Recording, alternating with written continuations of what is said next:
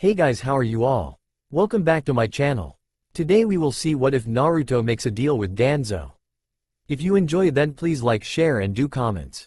Hokage Tower. Sarutobi Hiruzen, the Sandaime Hokage of the hidden village of the leaves, also known as the Professor, glared at his most hated enemy of all time, while thinking if it's worth it to just throw a few ninjutsus to destroy his enemy, which currently outnumbered him 1,000 to 1 paperwork.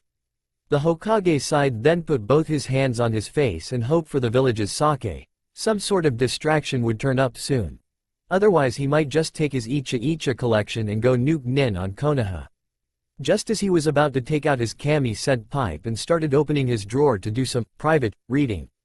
Bam! A kunai slipped out of his left sleeve into his hand instinctively.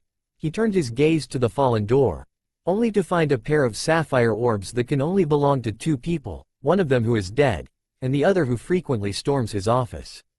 The person known as the God of Shinobi could only sigh in defeat as he put down his kunai and started looking for his matchbox as he watched the blonde ball of energy with the corners of his eyes. Naruto. Please stop kicking my door whenever you come in. This is the 13th time it's fallen out of the doorframe, you aren't so little anymore. The Sandaime was irritated by the blonde orphan that, once realized he could generate enough power to break the door, kept on doing it as much as he could. Hey, what's up old man? We haven't had ramen together for a while now, I thought you died or something. I'm getting too old for this, thought Sarutobi as he heard the two Anbu hidden in the shadows laugh at the display between their Hokage and the blonde Jinchuriki. Well, it's at least a good thing none of my Anbu shinobi are trying to kill him at least. Most Anbu operatives have some sort of required knowledge in Fuinjutsu, so none of them really think of the blonde as the nine-tailed Biju. If he was, then there wasn't a point of sealing the Kyuubi in him in the first place. Due to the notoriety of the fourth's abilities in sealing, none of the Anbu, or high-level ninjas of the leaf actually doubted the seal that was on the blonde. Furthermore, due to most ANBU's rounds at guarding the orphan throughout the village, most of them have a soft spot for the blue-eyed little boy, who, in turn have lowered their various personal views, trust, and beliefs on most of Konoha, citizens or shinobi-wise. What can I do for you Naruto? The Hokage asked, knowing exactly what it was that Naruto had come in for. Smiling with pride at the fact that Naruto was still able to smile and look excited with all that he had been through. While on the inside looked on sadly at the fake smile that seemed to appear more and more often on the blonde's face, while also improving to the point where even he could barely tell the difference between a true and a fake smile nowadays. Put me in the academy. Please, I am so ready to be a ninja. That, or you can just give me your hat right here right now, I'm getting it one day anyways. What's the difference between now and later? Naruto seemed to be bouncing with energy as he screamed at the most powerful shinobi alive throughout the elemental nations. Ignoring the seemingly constant sniggering by the two Anbu in the shadows, the aged Hokage could only sigh. He seems to be sighing more and more these days, knowing he can only deny Naruto the one thing he had in reality ever asked of him. The council will never permit it, giving the demon too much power, they say. Sometimes he wished he could just kill off the civilians' council and be done with it. I'm sorry Naruto, I have told you this many times before.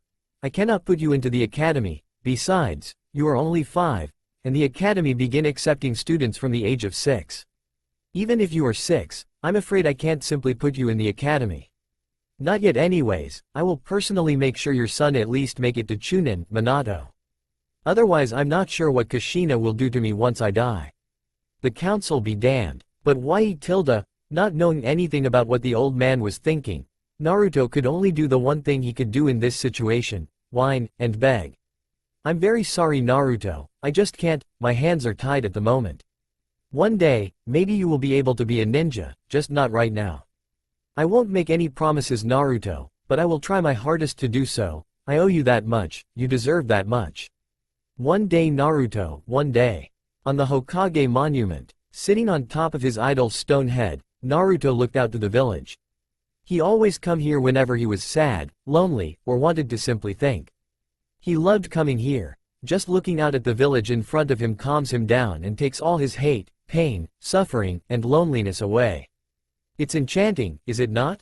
A low yet powerful voice brought him back from his thoughts. Naruto whirled around, quickly putting his arms up defensively, expecting to block an unsuspecting strike of some sort. It's been a while since someone managed to sneak up on him in order to give him a lesson. Naruto mentally cursed himself as he had actually put himself at one of the most, if not the most solitary place in Konoha. Now the Anbu won't be here to protect him from whoever that had just sneaked up on him. Minutes earlier, waving his 2 guards away, he slowly walked up to the Hokage monument, while limping with his cane. This time of the day had always been his favorite time of the day, especially when he gets to enjoy a nice cup of tea on top of the monument with the best view of the village. He did not want his guard's presence to ruin the one and only moment he gets to truly relax and enjoy the view of Konohagakure in all of its glory. As he walked slowly to his destination, he cannot help but curse the council's stupidity regarding a certain decision. Council room, earlier that day. No, why the hell would we give the demon even more power? We should have just killed him years ago. What the hell are you ninjas doing? And you are supposed to protect our village. One of the councilmen from the civilian side all but screamed, making everyone else wonder if he was of some relation to the Haruno family. I'd like to remind every civilian in this room that all civilians have no say in any and all affairs, decisions made regarding any shinobi, retired shinobi, or will be shinobi. All in all, I don't even think any of you should be here for this meeting at all. The Inuzuka clan head said with a bit of an edge in her voice, making some of the civilians' councilmen pale, while others only seem more agitated. I agree. Yamanaka Inoichi, the psychologist of the bunch, was more than a little disgusted and annoyed by the constant interruptions of the civilians' council regarding decisions that concerned shinobi only in nearly every council meeting. I second that. Akamichi Choza, the clan head of the Akamichi clan, agreed while eating a bowl of beef rice. Next to him Nara Shikaku only nodded his head while nodding his head off, acting every bit the Nara that he is. The Hyuga clan head said nothing, but most people who knew him took it as an agreement to what they were saying.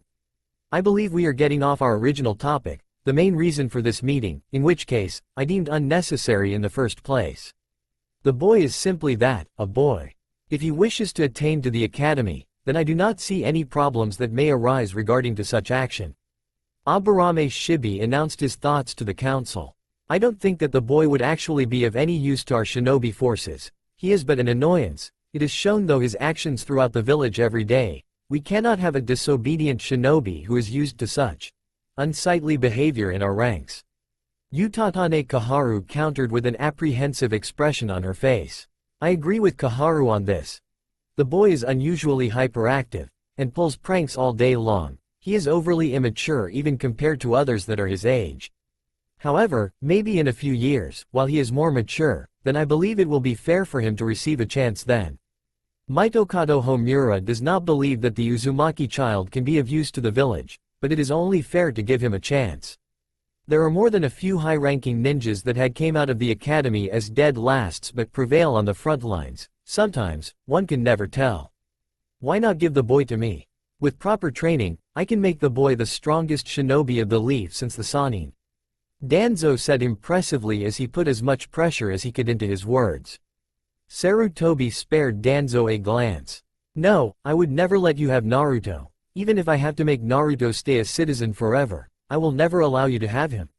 Even if the aged Hokage knows that Danzo loves Konoha, and would do anything to protect it, he does it to the extreme, and he does have personal agendas that differ from everyone else's. Very well Homura, I agree with you. Not matter what our decision is, Naruto is still young, and I will also try to convince him to think of another profession.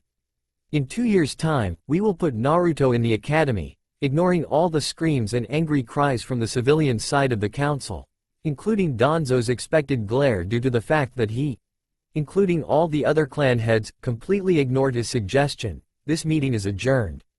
Hokage Monument. Who are you? What do you want? Naruto asked as he looked on with a cold stare and a completely different attitude that did not seem to be there when he talked to the Hokage earlier. His face serious, his stand defensive.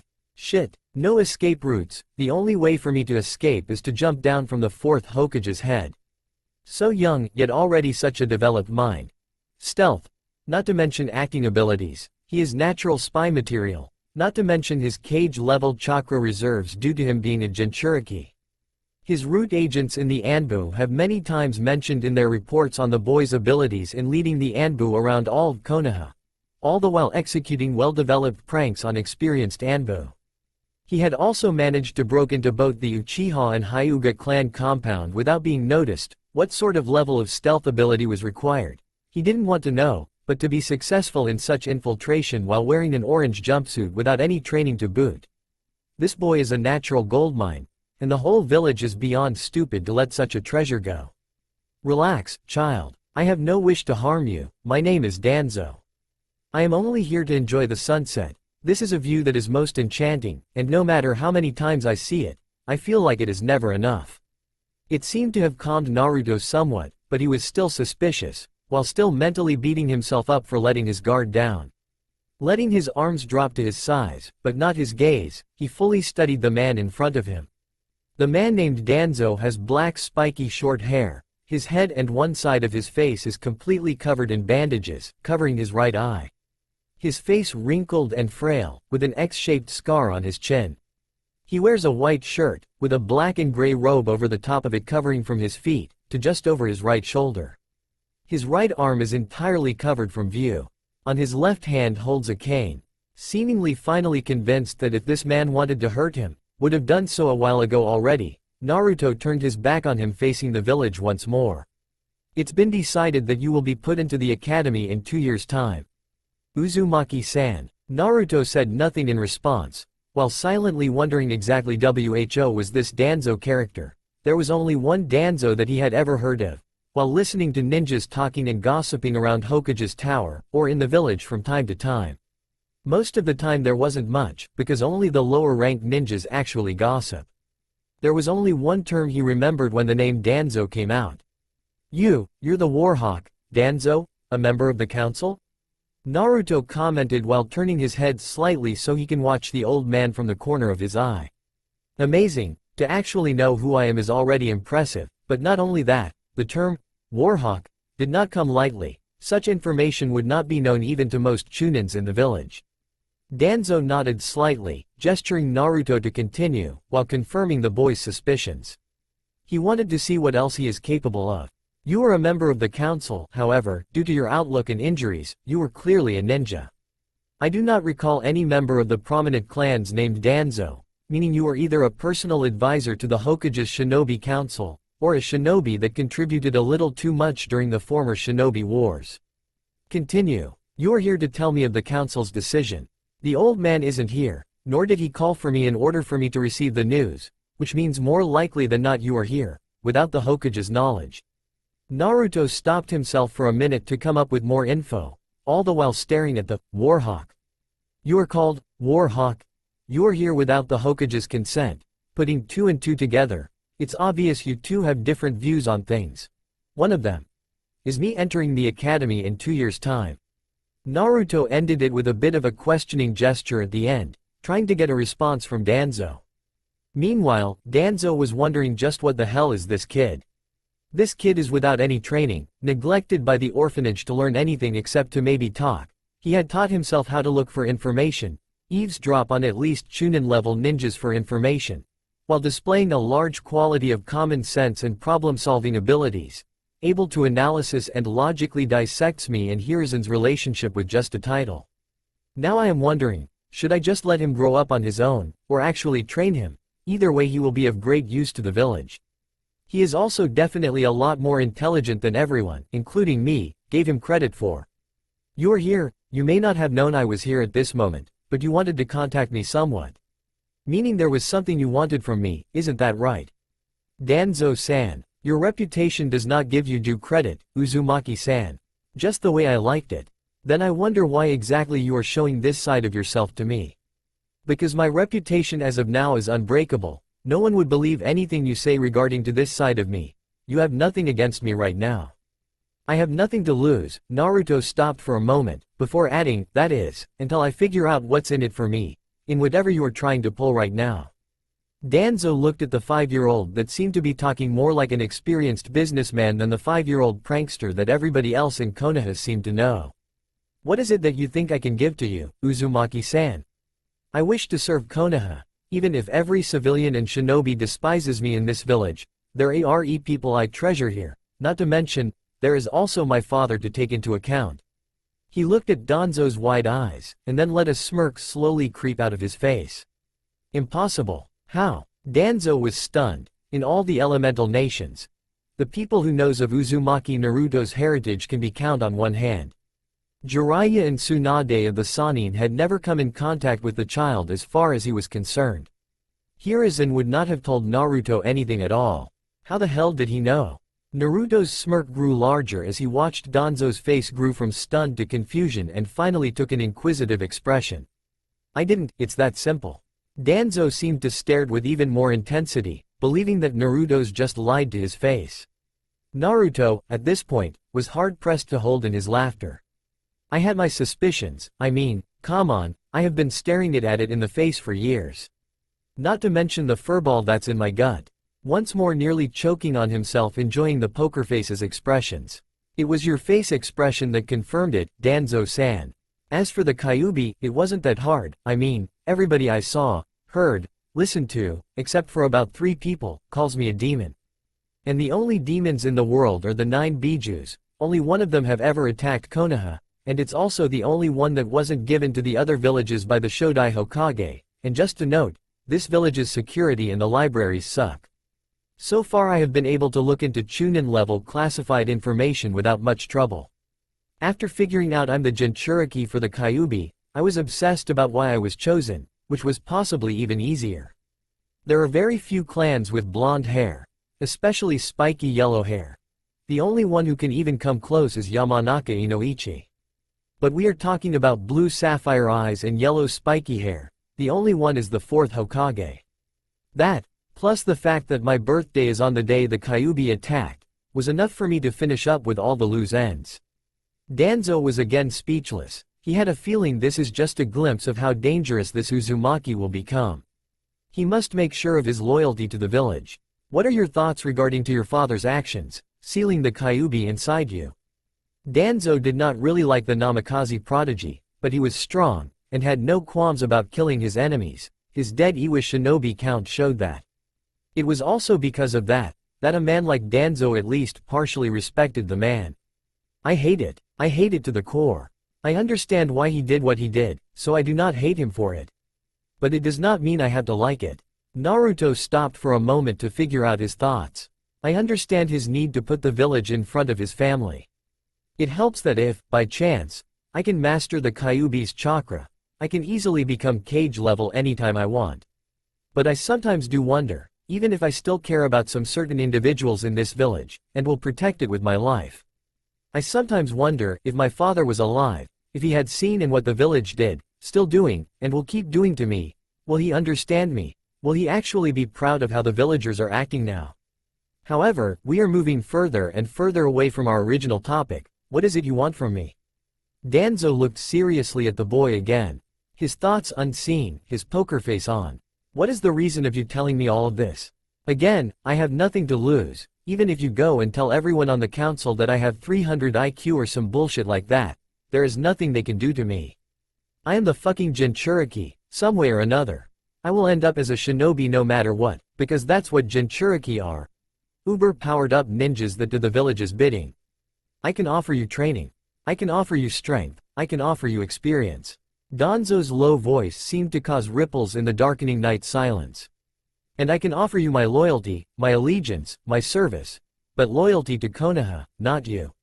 Let me make that clear, Danzo, I will not be your puppet, I will be your ally, I will do your bidding, I will do whatever it takes to protect the village, like my father did. I will do any dirty work you need to get done.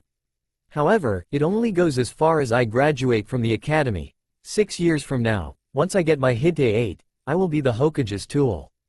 Any additional information, anything that you will know about me, will never leave your month, after you receive your Hite 8. Danzo said, with every bit of serious he can muster, with a few douses of killing intent, to make it a decent enough threat. As you wish. Naruto stood up, walked up to Danzo, despite his short height, his eyes serious. He kneeled, and bowed his head. Danzo-sama. 2 years later. Roots base beneath Konoha. Torches illuminated the hallway with light every 20 meters, not allowing anyone to see more than a few meters in front of them. Sounds of footsteps traveled through the hallway as a bandaged old man walked through them. His visible eye narrowed in concentration as he slowly walked down the hallway. If an experienced shinobi were to look closely, they would realize that this man was in full alarm mode.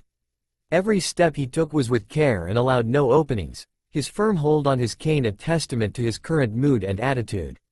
He suddenly stopped as a mild wave of wind put out nearly all the torches in sight, followed by a breeze of surprisingly fresh wave of air. If it was possible, his one eye narrowed even further as he mentally braced himself for what was to come. After 5 seconds of silence, flames suddenly came from the direction of the breeze traveling in an incredible speed, with a blue tint to the sides. The man's single eye widened in alarm as he quickly threw away his cane and jumped backwards while doing single hand seals with incredible pace, then proceeded to slam his hand on the ground, focusing his chakra through the ground area in front of him. Doden. Doro Domu. Earth Release Barrier. Earth Prison Dome of Magnificent Nothingness. An outward curving earth wall came up from the ground just in time as the flames crashed into it, and followed the curve upwards, escaping through the little space between the ceiling and the top of the one-sided earth dome. Danzo kept his kneeling position with a hand on the ground as he let the flames pass overhead harmlessly. After the Hall of Fire passed though, he was about to get back on his feet when 2 chakra-infused blades slit through his dome-like knife through butter, aiming for his head. He backed up once more with a few quick back steps as 2 figures appeared behind the earth wall. One jumped onto the left side of the small hallway as the other on the right. The 2 were identical in every detail.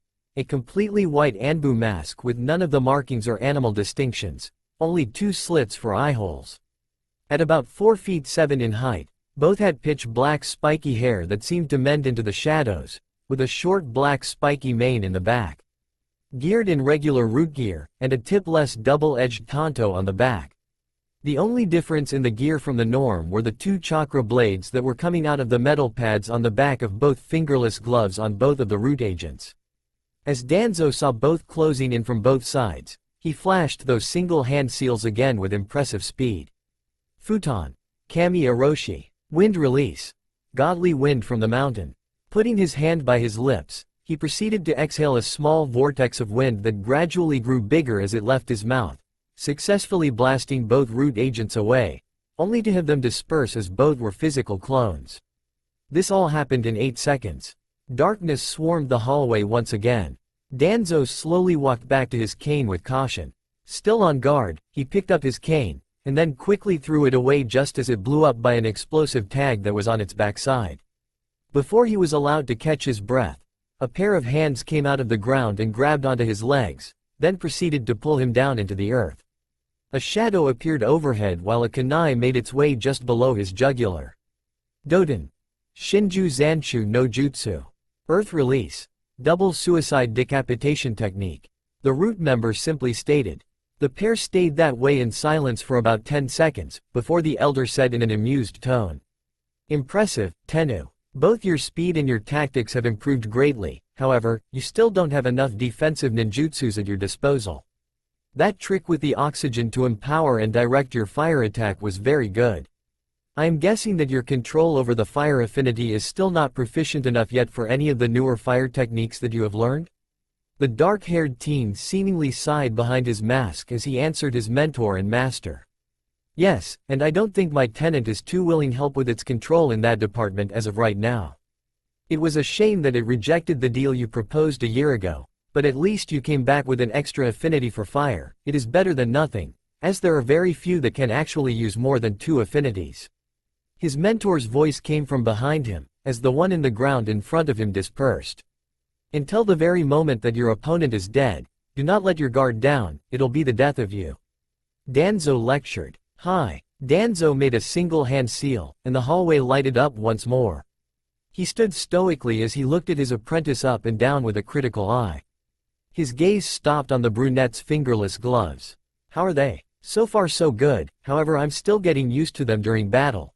It's the perfect tool for assassinations though. His fingerless gloves go all to his elbow. There are 3 metal pieces, one pad on the back of the gloves, another on the inner forearms, and the last one on the side of the forearms that faces outward. All 3 pieces are a bit thicker than most metal pads on shinobi gloves. All 3 of them have thin horizontal lines on the side, facing forward or outward. The gloves were custom-made that can have very thin blades coming out of it with a flick of the wrist, or finger, for the two on the wrist and back of the hand.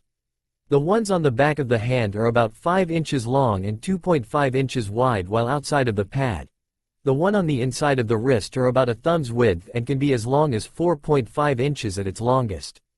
On the side of the both forearms, closer to his elbows are the two thin line of metal that can be used to easily block katana strikes.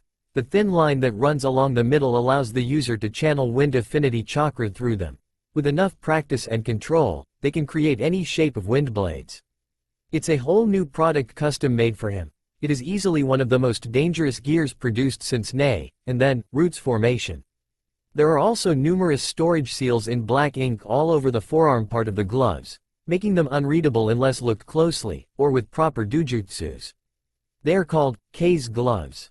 It was a testament to my healing ability while every time I used the blade on my wrist, I would nearly cut my whole ring finger off. Good, now get rid of that hair dye and leave. The old monkey is about to make his rounds soon. Come back in 3 hours, I have an assignment for you. Danzo said as he started to walk away. The masked teen nodded curtly then proceeded to disappear from the root base. Hokage Tower. As numerous shinobi and civilian workers frantically work on their specific jobs in the Hokage Tower, the god of shinobi himself was standing on top of it, smoking his pipe. His face showed many wrinkles while he smiled at the view that was Konohagakure with a hint of satisfaction in his eyes. Many who walked past the Hokage Tower looked up at the Sandaime in awe and respect. The life of a man who had served as Hokage longer than the other three combined must not have been easy. Hokage Tower, 3 days ago. Bor, one of Hokage's personal guard and messenger appeared kneeling in front of the Hokage. Bring me Kakashi, tell him it's urgent. Hi. 1 hour later, Hokage-sama, a man with gravity-defying silver hair appeared before the Hokage. He wears regular Jonin uniform, a face mask that goes from his nose all the way under his Jonin uniform. His hite-8 tilted to one side, covering his left eye. His right seems to be permanently fixed and in shape. This man is Hitaki Kakashi, also known as Sharingan no Kakashi, Kakashi of the Sharingan, or Kopi Ninja no Kakashi, Kopi Ninja Kakashi, elite Jonin and the son of the late Hitaki Tsukumo, who was known as the Konoha no Shiroi Kiba, White Fang of Konoha. Kakashi, what part of urgent did you not understand? Hokage bellowed, causing Kakashi to wince. Kakashi started cursing himself as he began sweating from the freezing glare that was directed at him at this moment. I apologize, Hokage-sama. You see, Kakashi, are you ready to hear your mission? The Hokage known as Shinobi no Kami interrupted with a very serious face that was rarely seen. After actually addressing his situation, Kakashi nodded and put his icha away. This morning, I received some most troubling information regarding some of our ports near the border. Tell me, Kakashi, are there anything important coming into Konoha in a few days that you know about? Sarutobi looked straight into Kakashi's and hoped that he was able to get the message through. Kakashi thought hard and long about it, only to come up with the one answer that could doom Konoha for an extended period of time. It can't be, no. Kakashi looked at his Hokage with hopeful eye that almost pleaded what he thought was wrong. Only to be confirmed as the aged Sarutobi nodded his head. The transport was attacked by some pirates around the area. They normally don't go for imports that are coming into Hai no Kuni, but it seems they have been growing more desperate lately due to our increased patrols around the border. The Hokage said with a large dose of killing intent and was imagining all the ways he could wipe them all out, or better yet, send them to Ibiki for a few sessions first. He looked up at the elite Jonin and could see waves of rage in that single eye. The Hokage let out a sigh of relief since he had such a reliable shinobi in these situations. Hitaki Kakashi, I am issuing this S-class solo mission of the highest importance. You are to completely destroy whoever these bandits are, while retrieving the first and only shipping of the Icha Paradise Tactics. Golden edition with author's signature. Afterward, you are to personally escort said packages and return here with them. Kakashi, his posture straight and his book gone, his one eye opened widely staring at his Hokage. Hi, Hokage-sama, I will return without fail. He said in a tone of voice that had not been heard since the former ninja Great War. Go with my blessings, Kakashi. The future of Konoha is in your hands. The Hokage slammed his hand on his desk while his nose blew out non-existent smoke to prove his resolve. "Hi," Kakashi said with a salute, the will of fire burning brightly in his eyes. "I shall take off at once." The Hokage smiled as he received the quick messenger that Kakashi had sent ahead of him, to inform him that his mission had been a success, partly. The Hokage had trembled with rage while he was informed that about 5% of the goods were damaged. He calmed down after Kakashi told him that he had burned the whole island that served as the pirates' base down as revenge on those who had forsaken themselves for damaging the gifts of the gods. After the fire daimyo noticed one of the islands of Hai no Kuni had disappeared, he had then contacted the Hokage, who told him that he would take full responsibility of the incident. Pushing the thoughts of a certain piece of literature away, the aged Hokage decided that he would make a round, and make sure his favorite blonde was alright. He sighed once again as he turned his thoughts to the blonde Jinchuriki, and the one incident that changed their relationship.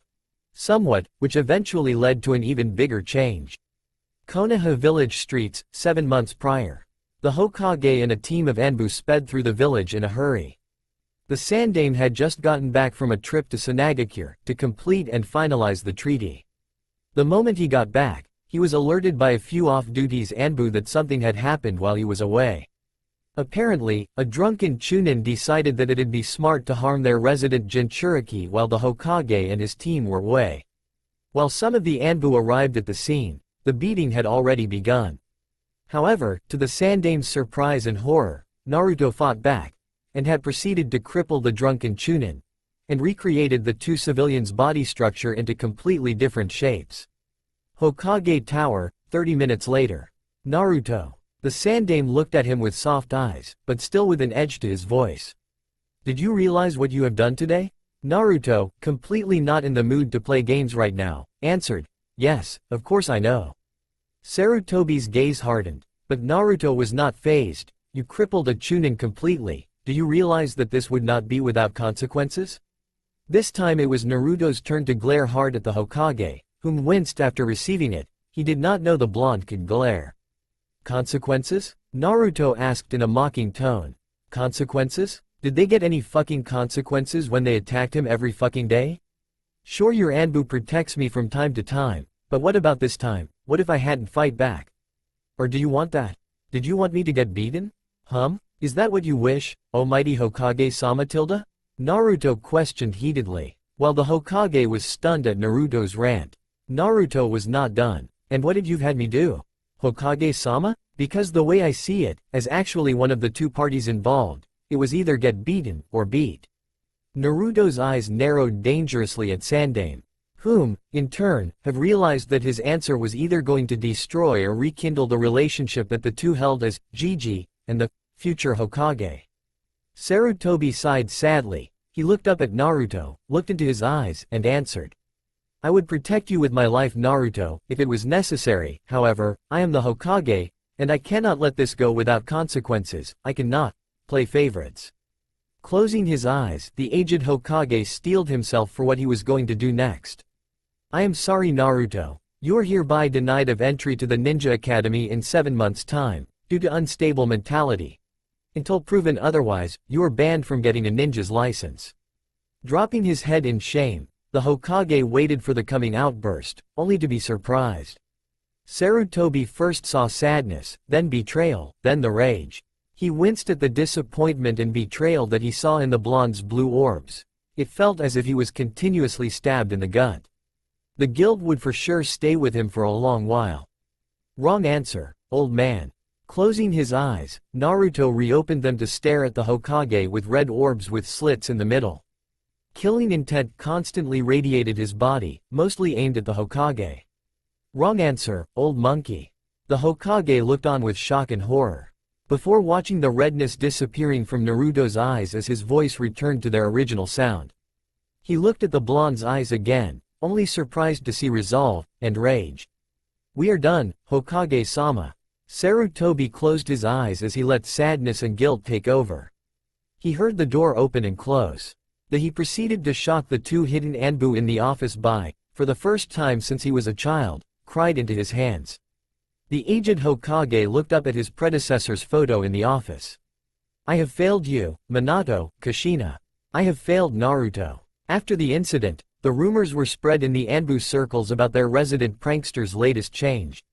A few of the more experienced and older shinobi had recognized this as a result of finally being broken by the boy's own very village. However, some were alarmed since most mentally broken patients are either insane or do not have any emotions at all, and the boy was neither. After the incident, the Hokage had tried to reach out for Naruto again, but was unable to find him at all. A few off-duty Anbu had tried to seek the boy out themselves, even though most knew it to be useless. With the blonde's level of stealth ability, he'd only be found if he wanted to. Hokage Tower, 2 weeks after the fallout.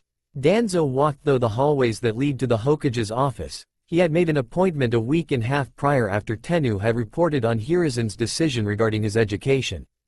Danzo had lectured Tenno on letting his emotions get the better of him and brought attention to himself by crippling the Chunin and the 2 civilians. After a bit of discussing, he had came up with a plan and cover story for Tenno to be able to enter the actual shinobi forces somehow. "Come in," the Hokage voiced out. "Hiruzen." Danzo greeted. "Danzo, for what do I owe the pleasure of greeting you?" The aged Hokage questioned. Danzo had always been one that understood a Hokage's duties. His only fault was he favored the dark too much, and would never be able to really bond with any of his subordinates, not to mention he would gladly start a war on anything that he deemed a threat. "I am here to discuss about one Uzumaki Naruto's shinobi education," Danzo answered, not giving away anything with his cage-level poker face. The room's temperature immediately dropped a few degrees as the god of shinobi stared hard at Danzo. This topic had always been a sore point between the two of them. "For the last time, Danzo, you are not getting him. I would rather have him as a civilian than one of your drones." "You misunderstood me, Sarutobi." Danzo proceeded to do a few single hand seals, sealing up the room in silence. Even the 2 Anbu in the room could not hear the conversation between the Hokage and the poker god. Hiruzen raised his eyebrow while taking out his pipe. "I am making him my personal apprentice. Which, you have no control over since I'm a retired shinobi, not to mention one of the few that is able to go toe with you. No, I will not allow it. Naruto is banned from getting a ninja's license. He is not allowed to be apprenticed to a retired shinobi." Sandame said heatedly, only to falter a bit when Danzo seemingly smirked smugly. "Yet you misunderstood again, your words hold no power in them. Uzumaki had already accepted my mentorship. Besides, did you not ban him from receiving education due to his mental instability? I'm sure I can help you fix that." Danzo danced a jig in his mind as he saw the old monkey paled in what he hinted. "How about a deal, Sarutobi? At least allow me a chance to say something first," said Danzo as he saw Sarutobi was about to take out a kunai and gut him. "I promise that I will not make Naruto go through any emotional conditioning, however, I will discipline him somewhat. I will train him in all the shinobi ways. You are to give him to me in front of the council, and cancel the ban on his file.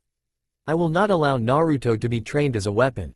Touché, I have talked to the boy, I have asked him, I have told him exactly what he will be. A weapon, a ninja, a tool, for Konoha. His only condition was for his loyalty to be transferred to the Hokage the day he receives his hit 8. Sarutobi's eyes widened in surprise as he heard the explanation, but quickly narrowed again.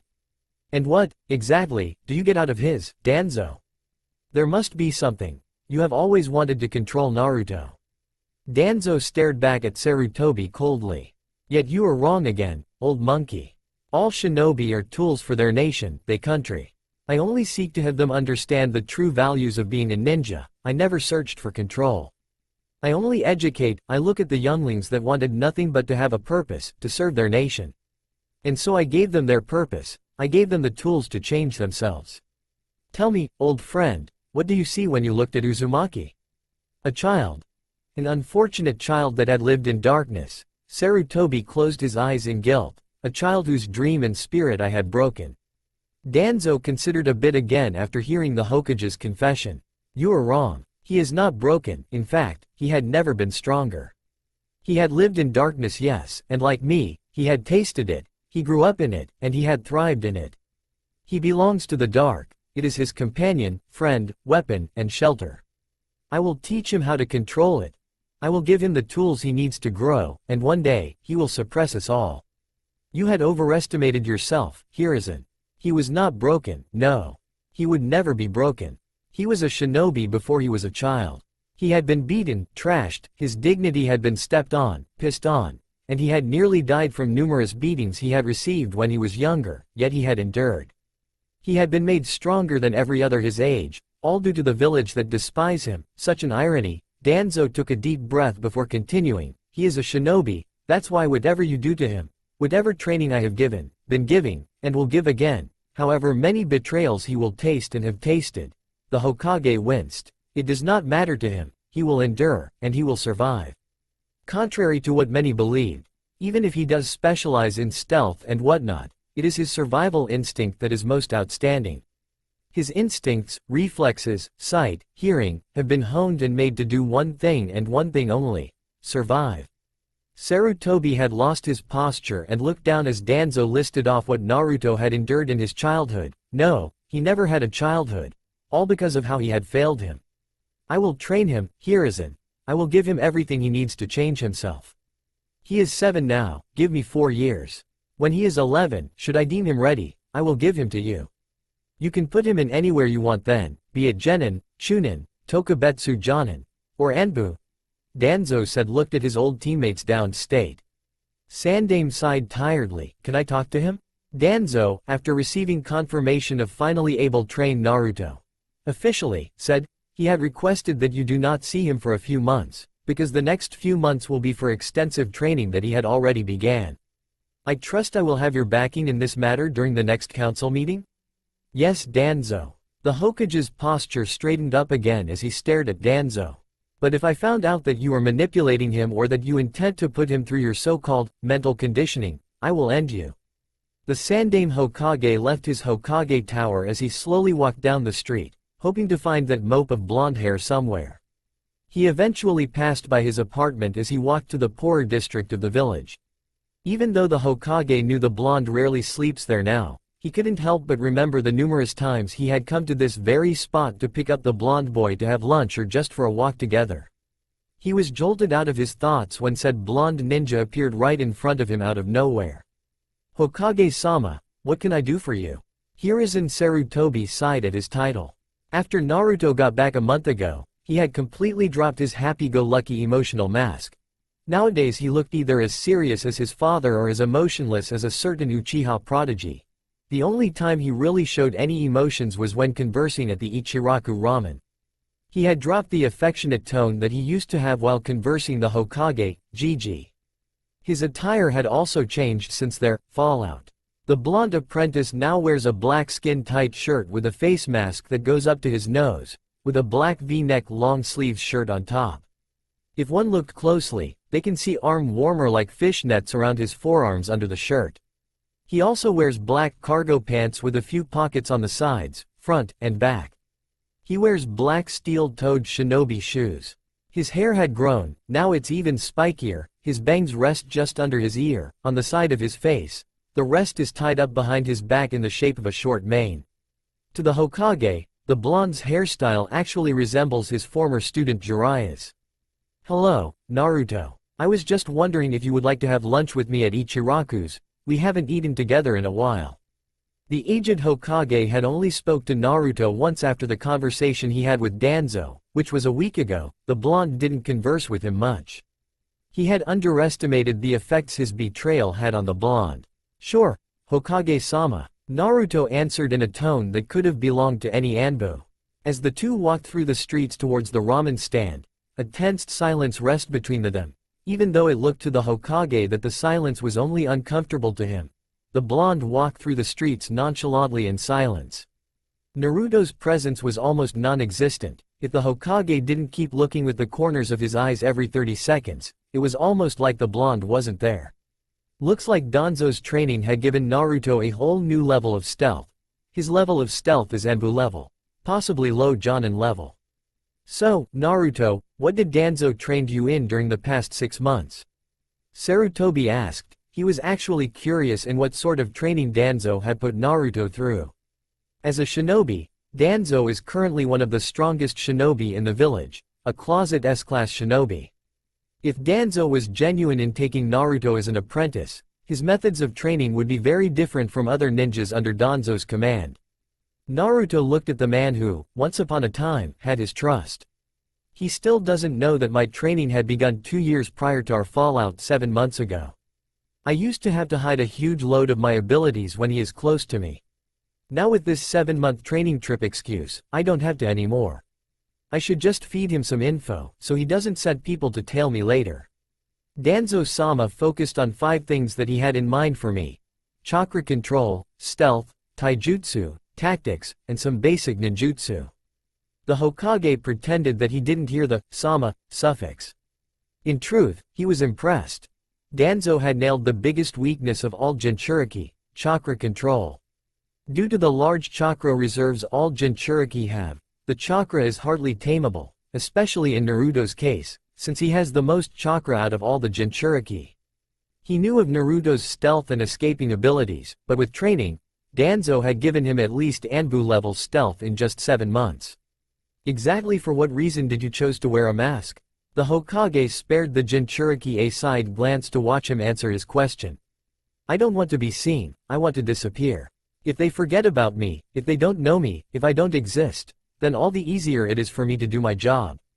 Naruto answered after gathering his thoughts. He doesn't know why he wanted to get one, it just felt right. It felt comfortable, behind a mask. The Hokage nodded absently as they entered Ichiraku's. Naruto. Hokage-sama, welcome. How are you two today? Hello, Tucci, I've been well, but the paperwork had been killing me.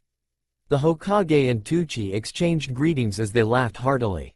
Hee, I've been alright, old man. I gotta say I miss your ramen. It's almost too hard to stay away just so I don't stay as short as I was. Naruto answered, smiling as his eyes took in shape. The Hokage noted Naruto's change of attitude. Ha, I can tell. You've grown a lot taller than how you used to be. You aren't so little anymore. However, even though I fully agree that too much ramen stunts your growth, I can't say I'm too happy that you only come by once a week nowadays. Ayame missed you very much during the past few months. You should come by more now that you're back. Sure, I'll come by more often if you'd like. Just tell me when Ayame-ne-chan actually comes to work. She hasn't been here both of the times I was here this week. Also, give me 5 miso and 5 beef ramen please. Hokage-sama, what did you like? Just then Ayame came out of the kitchen carrying a new pot of noodles, before nearly dropping them.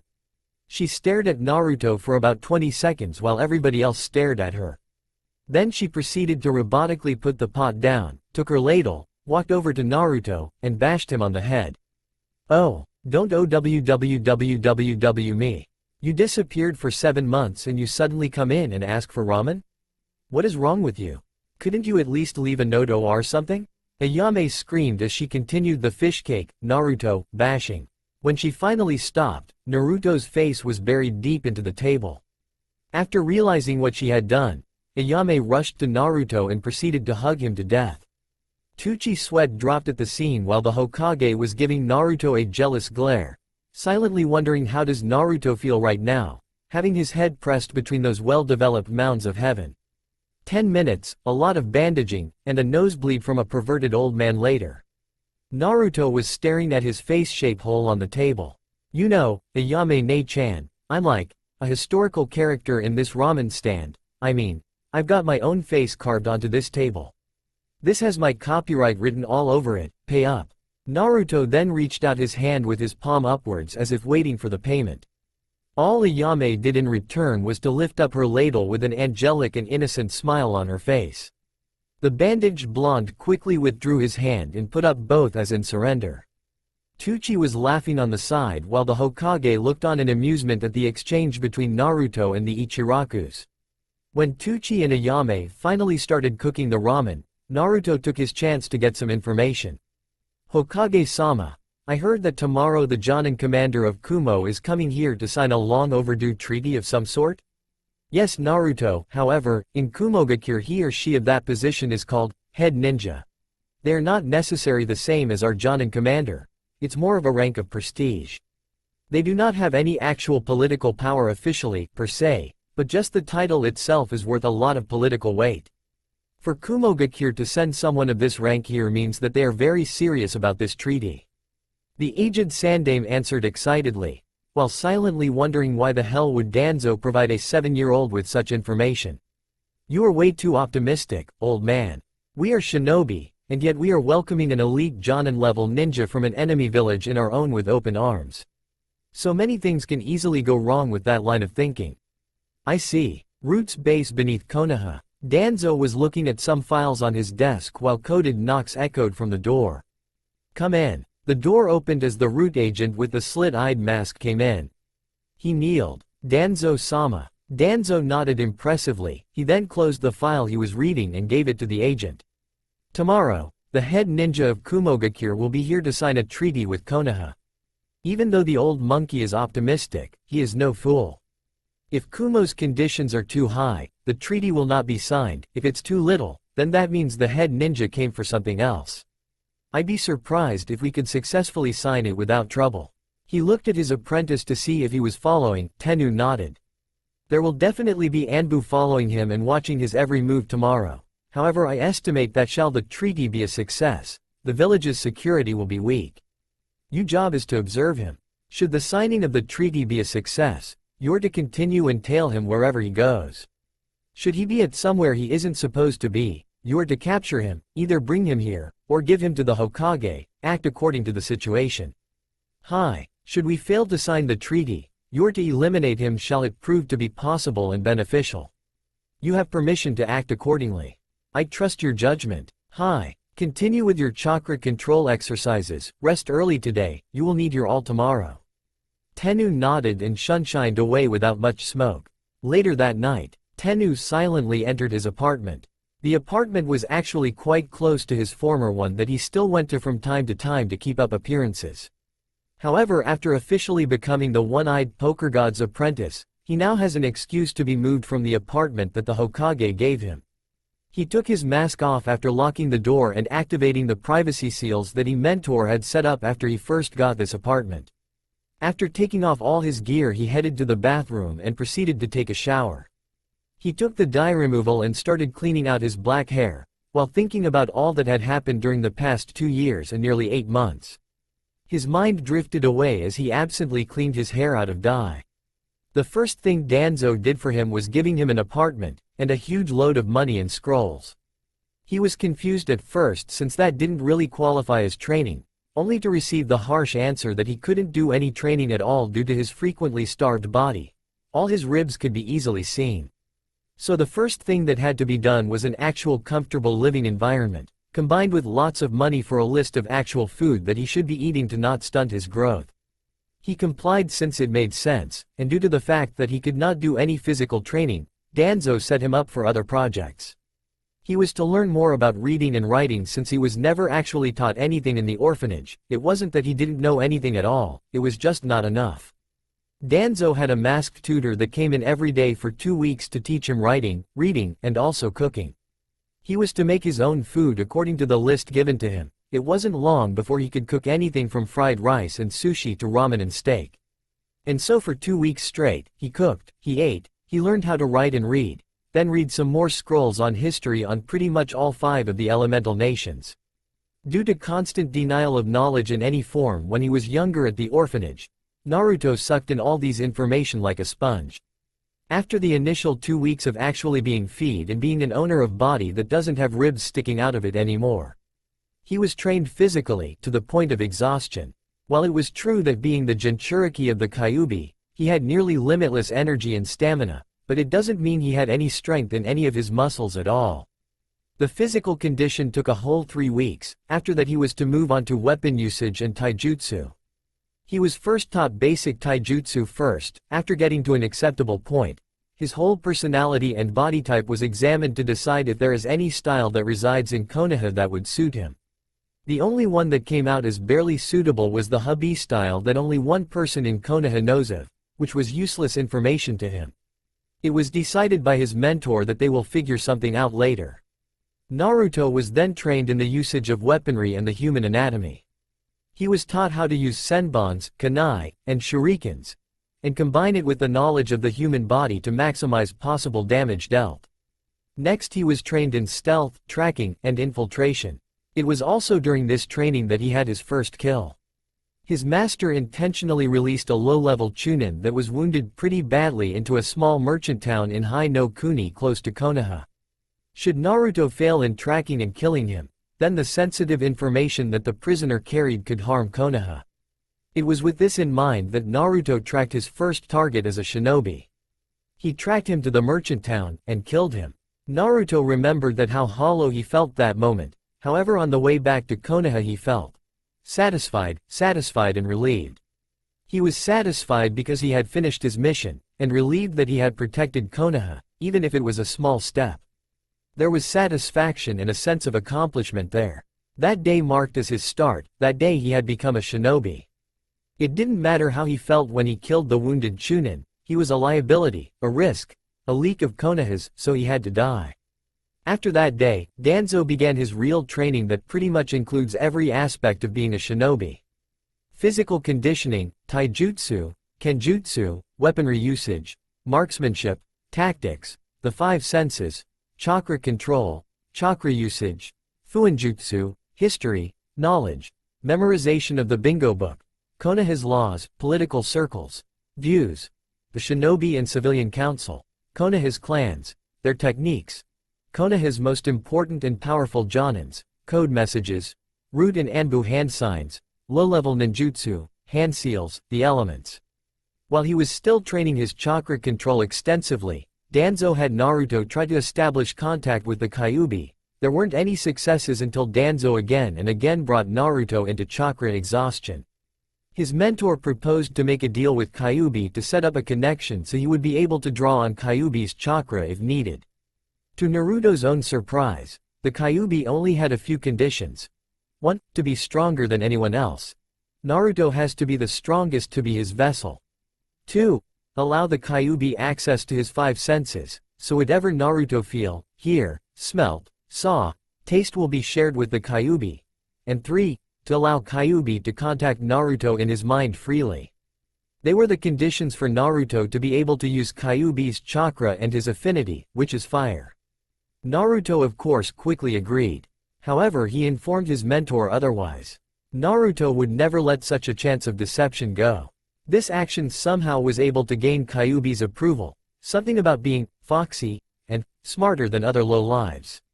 After letting Danzo know that the only thing he was able to gain from Kyuubi was an extra affinity, he began his elemental training, all the while continuing his practice on chakra control. He had easily mastered both exercises for both wind and fire affinity with the aid of Kage Bunshin no Jutsu. The secret of the jutsu was discovered by him while sparring with himself. The Shadow Clones technique was able to help him in both physical and chakra control exercises.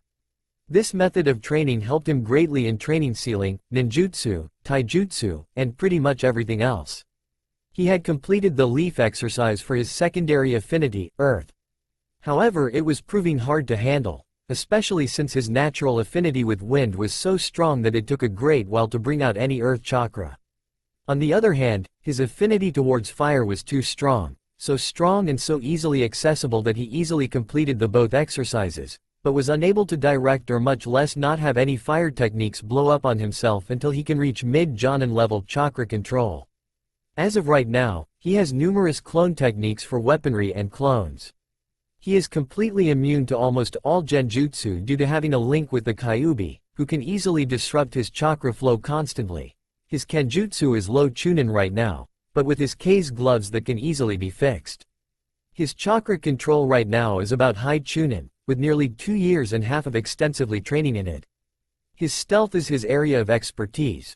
Right now it's about Anbu level, probably a bit better than most Anbu. He barely has any Doden or Kaden ninjutsu techniques in his disposal, but he has a few futon offensive techniques and one defensive. The wind affinity has been completely mastered. Now he is just training to have even bigger reserves for higher level futon techniques and mastering the shape manipulation for the wind blades on his K's gloves. He had memorized the nationwide bingo book, Konoha's shinobi and civilian laws, while also able to freely communicate in root or Anbu style hand sign language. His sense of smell and hearing are enhanced to the point of better than most Inuzuka members of Root. A year ago Danzo had put a gravity seal on Naruto, as of right now it's at X1. He didn't want it to stunt his physical condition or growth. The past 7 months of training trip was just an excuse to build up experiences and taking C-ranked assassination missions, or occasionally hunting some C-ranked nuke nens from other villages under the supervision of a senior root member. His field experience had skyrocketed during those 7 months. He was brought out of his thoughts as he realized that all his hair dye is now all gone. He soon left the shower and briefed himself with the information given to him by Danzo regarding to the Shinobi Gashira, head ninja, of Kumogakure. Root's base beneath Konoha. Walking down the dark hallway, after some turns he finally reached an unofficial restricted area. Swiping some of his blood on the wall, 2 non-existent doors appeared. Pushing them open, he entered the library. There were scrolls on both sides of the wall, and a few shelves in the middle that lined up, with their sides facing the door. Naruto walked to a corner and started searching for more information and reports by root agents on the Shinobi Gashira no Kumogakure. After a 10-minute search, he finally found some reports on the head ninja's files. Title: Shinobi Gashira no Kumogakure. Age: 42. Gender: male. Appearance: 5 feet 8 height, black hair and beard, 2 dark lines below the eyes. Slim, wears Kumo flak jacket with thick shoulder pads. Kumo Hite 8 tied around his bandaged head diagonally, covering his right eye. Personality: self-absorbed, confident. Rank: head ninja. Not even a name, there isn't much info here. Not deterred, Naruto decided that he could get more information and suggestions on how to approach the target from the reports. To his amusement, from the information gathered from a few different reports, the head ninja wasn't that impressive. The most known information about his battle abilities were large-scale ration ninjutsu attacks. It says that he is also quite fit and fast physically, known to be able to travel through battlefields in an impressive speed. So all he's good at is running away and large-scale ninjutsu. He's most likely a long-range ninjutsu specialist. However, if his speed is good, it means that his taijutsu shouldn't be too bad either. Checking the time, he realized he had already spent nearly an hour looking through the reports and files. After putting every file and reports he had read back to where they were, he left the base for his home. Upon his apartment, Naruto changed into his regular civilian gear, took some fruits with him, then left for the city center and found a sport on top of one of the buildings. He sat down and patiently waited for the arrival of the head ninja. Hours later, Yara Akira was arrogant, he was self-absorbed, greedy, perverted, and a bastard through and through, but in the end, he gets the job done. That was why he was chosen for this mission, because it doesn't matter if he is a jerk, a bastard, a drunk, and swears like a sailor from time to time. He is loyal and he is good at what he does. Wrapping up his head to cover his headband and face, making sure he had all his gear with him. Akira chuckled to himself inwardly as he noticed that all the Anbu that were tailing him disappeared once he signed that neutrality contract. It was a good thing Akira was such a good actor, otherwise he'd have definitely laughed at the Sandaime Hokage's face. Professor, or not, the man was stupid. The contact, no matter how you put it, was just a piece of paper. This is the world of ninja, a peace treaty based on a piece of paper? Really? He can only wonder silently how the hell did Konoha survive that long after the death of the Yondaime. With the cover of the night, Akira left his hotel room through the window. He quickly sped through the town, towards the compound where he knew his target currently is. He couldn't help but feel the shiver of excitement down his spine as he imagined himself heading back to Kumogakure with the success of his mission. This is the final part of the Operation I, which is a sub-project of the Operation Bloodline project designed by the Third Raikage. Kumogakure, compared to the 4 other great villages, currently have the least amount of bloodline clans and users. The Bloodline project was made by the Council and the Nidaime Raikage so that Kumogakure will be able to harvest bloodline users for breeding from the other villages. Kumogakure was known for its taijutsu and kenjutsu experts. The Council had been drooling over the Byakugan for a long while. If Akira were to be successful in this mission, Kumo will dominate the other hidden villages in terms of close-range battle, completely. Not to mention, Akira himself would have even more fame, enough to one day be the Yondaime Raikage. Not to mention a chance to actually have a Byakugan for his right eye. He'd shame that in front of his father, the Sandaime Raikage with this success. Akira Yara, lost in his own thoughts, never realized that every step he took was monitored by two people, the Hokage, and a 7-year-old assassin. Hokage Tower. The Sandaime is currently looking through his crystal ball at the Kumo ninja. Beside him were Danzo, his former teammates, and 2 Anbu captains. Hokage-sama, this is a good opportunity. We should take this man as hostage and question Kumo's actions. No, Kaharu, we are not ready for another war so soon. Homura sighed, the ever-calm advisor, countered. The Hokage looked past his advisors at Danzo, his gaze questioning. The only response he received was a slight nod. We will do nothing. This response shocked the 2 Anbu in the room. Hokage-sama, we are not 100% sure of the target's objective. If we do not move soon, we may regret it later. The dog-masked Anbu said, his tone giving nothing away.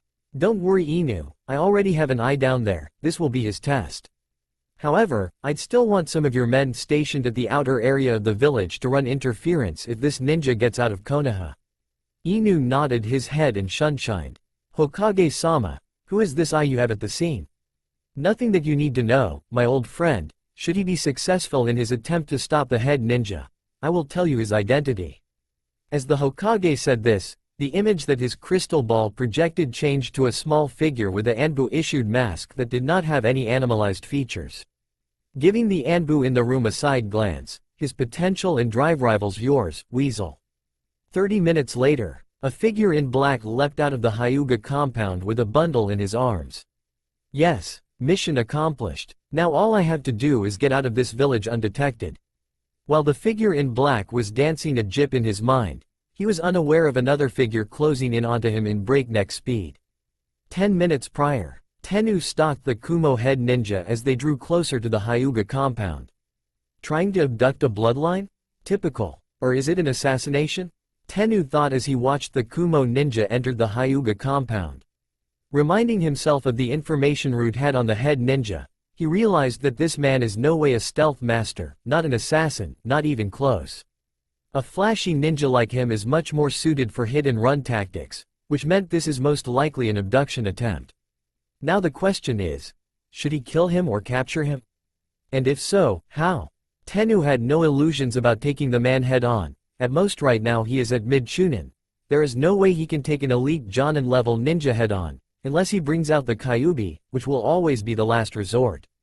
Ignoring a small whine of the demon fox in the back of his head, Tennu started planning his assassination while keeping an eye on the compound.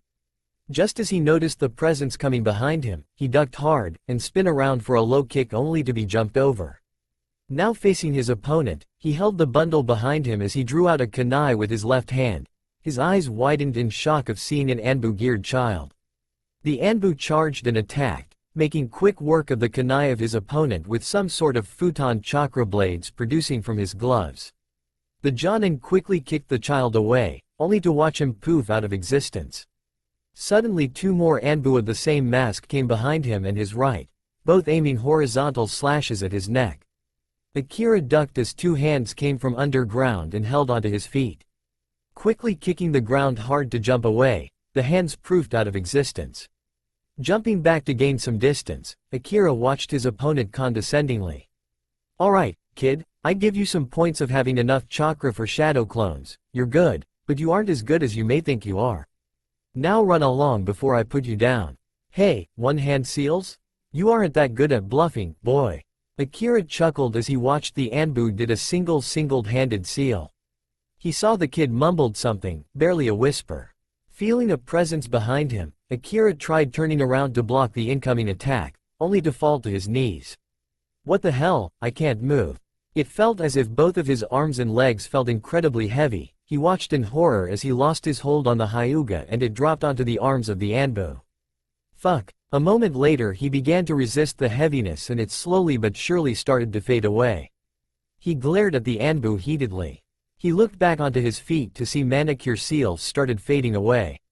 I don't know how a boy your age knows how to make weight seals, but you aren't getting the drop on me again, kid. Akira, now with both hands free, started making hand seals. Shit, Tennu thought as he saw Akira readying himself for a ninjutsu attack. An elite Jonin ninjutsu specialist. I may have to bring out the beast clock this time. Handing the bundle, which is probably a main branch infant of the Hyuga, to his clone, and instructed him to try making it to the Hyuga compound. He started preparing his own ninjutsu. He must buy some time for his clone, then try leading him away from the Hyuga compound. Raiden. Shinju Jion. Lightning release. Double false darkness. Akira smirked as he aimed his hand outward and summoned 2 spears of lightning. This is one of his semi-original techniques. The only downside of this technique was that it took nearly 4 times the chakra and a lot more Raiden chakra control of the original Raiden gain, but the added range and the surprise of the opponents are worth it. Shit, Tennu did not expect this. He had heard of a Kumo ninja creating double versions of a few of the weaker lightning techniques, but he never expected it to be the Kumogakure head ninja himself. Nor did he expect this attack to be so much bigger and faster than the original Raiden gain. Inhaling a large amount of air and channeling as much futon chakra into his lungs, Tennu made a few hand seals quickly and started spinning on the spot while holding the dog head seal while exhaling. Futon. Shinkua. Wind release. Vacuum wave. Waves of powerful wind gathered around Tennu and blew the lightning attacks away as they drew near. Akira jumped back to avoid some smaller but powerful blades circumstancing the area. As the technique finally drew to an end, Tennu panted warily and slowly. That technique took a lot out of me than it was supposed to. The Shinju gain was too powerful.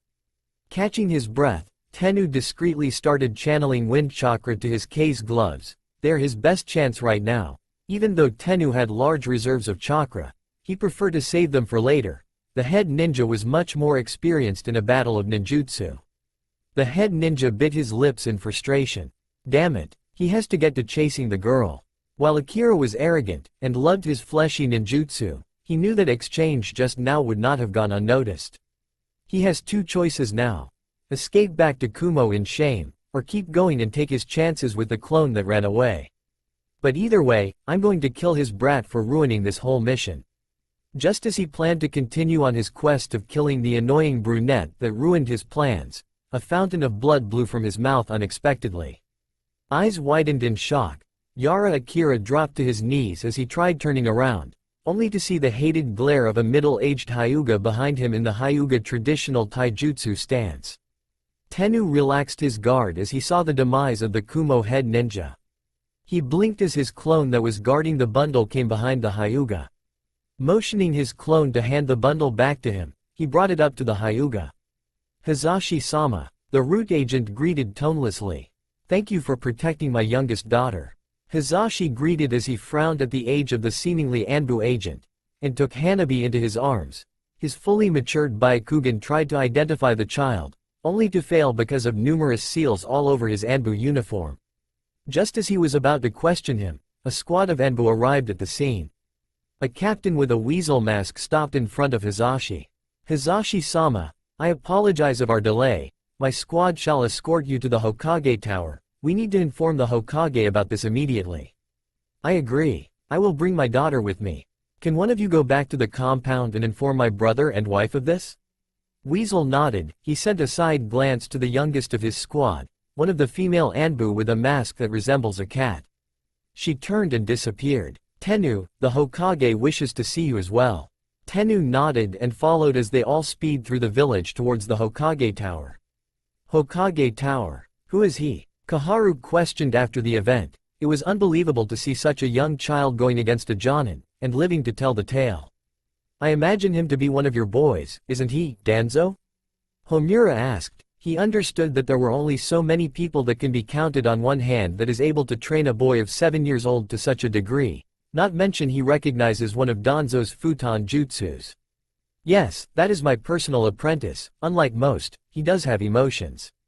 Sticking to the amount of time Hiruzen believed he trained Naruto, Danzo answered. Who is he and does he belong to a clan? Kaharu asked. She was a bit miffed that she and Homura were left out of his. Danzo had obviously been training him for a while.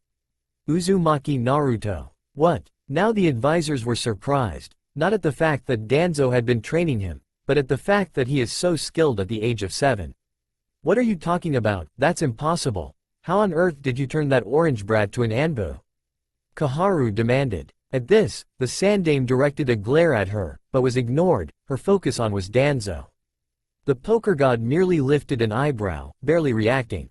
But his tone was firm when he answered. He is strong, talented, and a prodigy in his own right. His drive and loyalty to Konoha is unquestionable. It is you three who underestimated a child. Your emotions had clouded your judgment. Give me 10 to 15 years, and he could easily become a S-class shinobi, a great asset to Konoha. It is rare that both you and Saru agrees on the same thing, not to mention Danzo has had history and experience in training numerous elites. If you are completely sure of his loyalty and mentality, then there is no harm in training him. As you say, he will become a great asset to Konoha. Before anyone was able to comment, 2 knocks were heard. Come in. Tennu walked into his mentor's office. It's been nearly 2 days since the incident with the Shinobigashira no Kumogakure.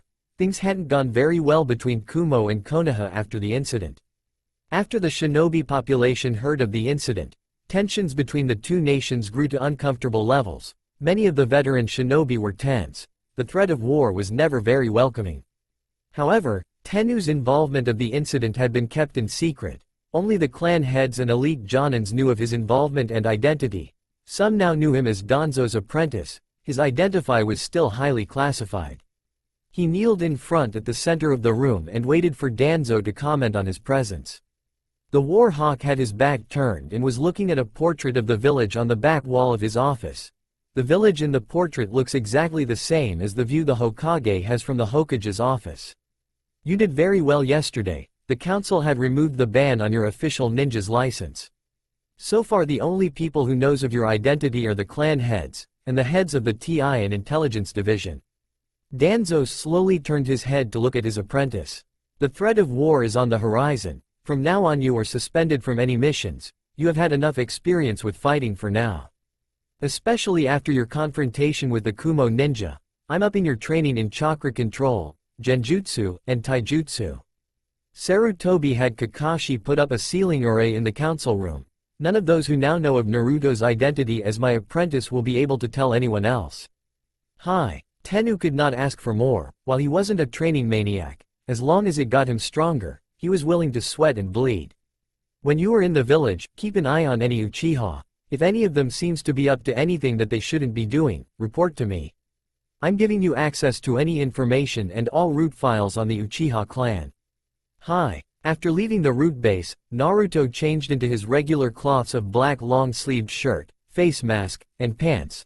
Left for lunch after deciding that he should spend some more time with the Ichirakus. Ah, Naruto. It's good to see you again. What can I get for you today? Tucci smiled as he welcomed Naruto to his shop. It's always a good day while Naruto visits. He is such a nice kid. Ayame likes him too, and it's got nothing to do with him eating as much ramen as he would sell a day without Naruto visiting him. Nothing at all. Hey, old man, give me the regular 5 miso and 5 beef ramen please. Ha ha ha, come in right up. Tucci laughed heartily as his daughter Ayame walked out of the kitchen. Naruto. I heard the order and I figured it would be you. Ayame smirked a little. Yup. I hadn't had any ramen for like 3 days now. By the way, did you hear what happened the other day? I heard something about the Kumo nin but wasn't sure about the rumors. He asked, wondering how twisted would the one the civilian council give out be compared to the real one. Oh, yes. My dad and some of the other store and restaurant owners were talking about it the other day. From what my dad told me, it seems like the Kumo ninja tried abducting one of the Hyuga from the main branch. And Kumo is apparently denying that they had anything to do with it, and never gave the order. Figures they'd say that. I call bullshit. It never were a very well kept secret that Kumo wanted the Byakugan. It seems now they just wanted more bloodlines. Here is your beef ramen, Naruto. I'm making the miso now. Tucci put down 5 bowls of beef ramen in front of Naruto. Thanks a bunch, old man. Giving the ramen chief eyed smile. Ayame stood by the side as she watched Naruto somehow eat through his mask. She sighed to herself. She missed him, she missed the smiling, pranking, hyperactive idiot.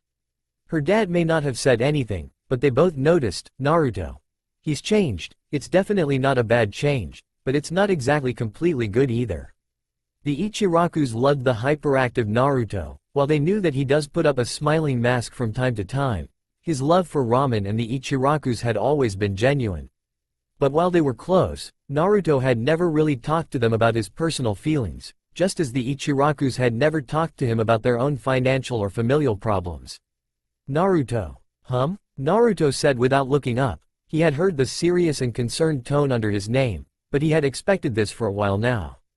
And a part of him felt warm at the fact that someone does care.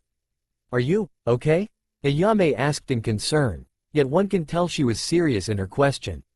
Naruto stopped eating as he looked up into her eyes, feeling genuine concern and love there. He smiled. "I've never been better, Ayame-ni-chan."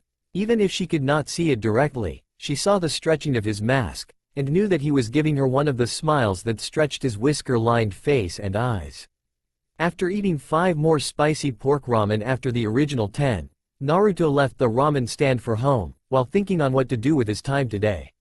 He decided after a while that he was going to read for a while, before doing some more taijutsu-style soul-searching, and advanced chakra control exercises. Upon reaching his apartment for 2 years, he noticed a person standing in front of his place. His enhanced and trained eyesight showed him a mature but beautiful Hyuga. She has long dark purple-ish hair. Most would call it dark blue. Naruto figured there'd be no point hiding while a Hyuga wants to find you. Besides, there are very few who knows of his address. If she had gotten it from any of those sources, she was probably trustworthy, probably.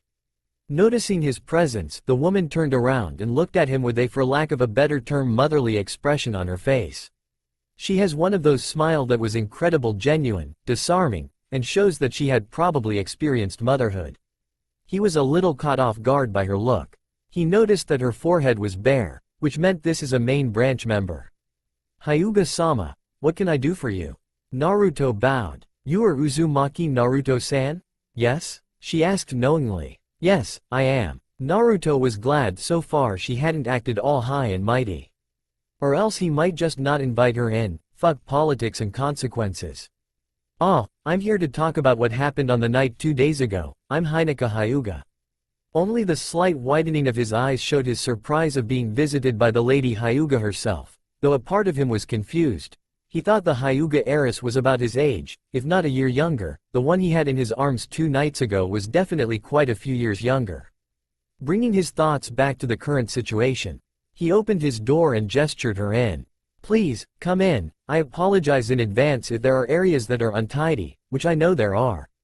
After setting up a comfortable seating and making some tea, he sat facing her. After Hinata had some tea, she nodded to herself slightly as if making a silent decision. "I would first like to thank you for saving my youngest daughter. The Hyuga clan is indebted to you." Naruto nodded. He was very surprised, yet at the same time not. While the Hyuga clan head declared it that night after he arrived at the Hokage Tower in his pajamas asking for his daughter. Hisashi Hyuga, his brother, had been the only one that dared to let so much as a snicker out. Naruto was sure the Sandame was about to burst into laughter. The only thing that kept him himself from laughing was the shock of what comes with such a declaration. A debt is what it is, a debt. However, when influential persons of higher positions declare such a thing, it means that they would probably do anything the person that owns the debt asks them to, even if it's a one-time thing. It is quite serious. It is also a very dangerous statement to make, and a risk all on its own. While a clan head of the Hyuga stated such a thing, it pretty much meant Naruto could ask anything of him, and as long as it is within his power, he would do it. Because of him being clan head, it pretty much extends to the whole clan. For example, if the fire daimyo owns someone a debt, and they told him to declare Orochimaru a the Sanine citizen of Konoha again instead of a missing nin, he would probably do it. Now, if say, Naruto were to ask Hiyashi for a Byakugan implant, he would probably do it. None of the Hyuga would be happy, but they would probably do it. Of course, he wouldn't ask it of him, at least not at this moment. This is too good an opportunity to pass. He's going to hold onto it as long as possible, then milk it all at once as much as possible. I see. There isn't much he could say. He definitely wasn't going to politely refuse such a thing, like any idiot would do. Nor was he going to brag about it or something. Just cause the Hyuga is indebted to him now, it didn't mean they actually like him. Hell, he was pretty sure many of the Hyuga elders hate him to the core right now, all due to that single statement that Lord Hiyashi made. There is also another thing, a bit more personal. Hinata seemed to be lost in her own thoughts as she said this. Naruto can see the conflict on her face. For a Hyuga, the lady of the clan definitely doesn't have the cold face nearly every other Hyuga wears 24/7. Slowly, Hinata took out a scroll and lay it in front of Naruto. It was deep red, just a tad bit purple-ish, mostly dark red. The thing that shocked him was the symbol on top of the scroll. Across him, Hinata watched as the 7-year-old masked child, and apparently Anbu stared shocked at the scroll for half a minute, before catching himself and looking at Hinata, waiting for her to elaborate. Hinata smiled. She saw, and she knew who this is. She could tell the moment he stepped up to her outside of the apartment. He might look every bit like the close friend she had, but every single gesture, word, even the setup of his apartment, they are definitely and completely Uzumaki. A large part of her questioned why nobody knew, nobody noticed, and nobody told her. But the other part of her knew that she had lost her chance, and all she can do now is watch over him from the shadows. However, she wondered if he knew. Gathering her thoughts, she started the conversation again. I was once best friend with an Uzumaki, and Uzumaki named Kushina. He stopped breathing. She had to give him credit, he has a good poker face. But this also confirmed the fact that he does know. She wondered if it was the Sandaime or Danzo who told him. She looked him straight in the eye, and gave him the smile he would give Hinata and Hanabi when they were together. I was told she did not survive the Kyuubi attack, and that both her husband and son died with her. This is the Uzumaki Kenjutsu style scroll. I was given this to hold onto when she first realized she was with child. Hinata stopped, and let the boy absorb the information. Before continuing, I was named the godmother. His eyes widened. Good, it seems what Hisashi said was right. He is no mindless soldier. If Danzo had put him through mindless conditioning, I may just castrate him. I lost my chance to be a godmother, but this belonged to the Uzumaki, and should always belong to them. You are the last Uzumaki now, Naruto, so take it and learn from it. If you need anything at all, or just to simply talk, she gave him a small sad smile, you'd know where to find me. Leaving Naruto in shock still, Hinata finished the tea and stood up and left. As she stood outside the door to the apartment, she let out a breath she was holding and smiled. They would be proud of who you are today, Naruto-kun. 3 years later, Hokage Tower. Hokage-sama, a Jonin with gravity-defying silver hair greeted Kakashi. The Sandaime greeted while inwardly giving himself a pat on the back for informing the Jonin to be at his office 3 hours before the actual time. The two seemingly stayed silent for the next minute. Kakashi knew he was there for a mission, but the Sandaime seemed to be deep in thoughts, so they stayed that way for another 5 minutes until the Hokage gathered himself and did a hand seal that activated the silence seals surrounding the room. Kakashi, what do you think of young Naruto? I know you've talked to him before, tell me your impression of him. He asked bluntly. After the Kumo Hyuga incident, Danzo had upped his apprentice's training to ridiculous levels, and only allowed him to take a few missions per month within Hai no Kuni. When he asked, Danzo had told him that he had been training his apprentice the way Team Tobirama was trained. The Sandaime had visibly cringed at that, but a part of him was very glad and proud that Naruto had strived under such circumstances. After 3 years of rigorous training, for the past 4 months Naruto had completed a total of 9 B-rank missions, 7 assassinations, and 2 reconnaissance, all solo done under the code name Tennu. Stealth seemed to be his specialty. Kakashi let his mind wander a bit before answering, well, he seems to be a bit on the antisocial scale, and is very independent. I'm not too sure of his abilities. When Kakashi had first learned of Tennu's identity as Danzo's apprentice 3 years ago, he had confronted the Hokage none too politely. After hearing the explanation of what led to Naruto's apprenticeship under the leader of Root, he had searched for and talked to Naruto himself, who had told him that it was his choice, and thanked him for looking after him as Inu while he was younger. This is his file, and the missions he had done for the last 4 months since he completed his training. The Hokage proceeded to retrieve a black thin file from within a bigger file that was about 5 feet thick. According to Danzo, he is at low Jonin right now, probably Tokubetsu Jonin with assassination, reconnaissance, and possibly interrogation as his speciality. Kakashi's raised his single eyebrow. Interrogation? It was not that Kakashi doubted his Kage or Danzo, both who could causally wipe the floor with him any day of the week. It was the fact that Naruto is only 10. The Hokage gave mirthless and sad chuckle. Indeed, Naruto is able to channel Kyuubi's killing intent with extreme control. While Ibiki plays with words, Naruto plays with killing intent. I was told it's quite potent. He would get along quite well with Ibiki. Is he able to channel Kyuubi's chakra? Kakashi wondered. It was one of the major reasons for Danzo to train Naruto after all. Channeling? Yes, but not too much, not to mention that if Naruto were to actually use too much of Kyuubi's chakra before his chakra coils are fully matured, it could possibly end his shinobi career. Kakashi nodded, though a part of him was questioning why the Sandaime called for him. He thought it was for a mission. He doubted the Sandaime called him just to talk about Naruto. Yes, well, Danzo had trained Naruto in pretty much all aspects of the shinobi arts. However, there were two main shortcomings. Due to Naruto being a Jinchuriki, it's almost impossible for him to cast most genjutsu techniques. He is, however, well trained at dispelling or avoiding them.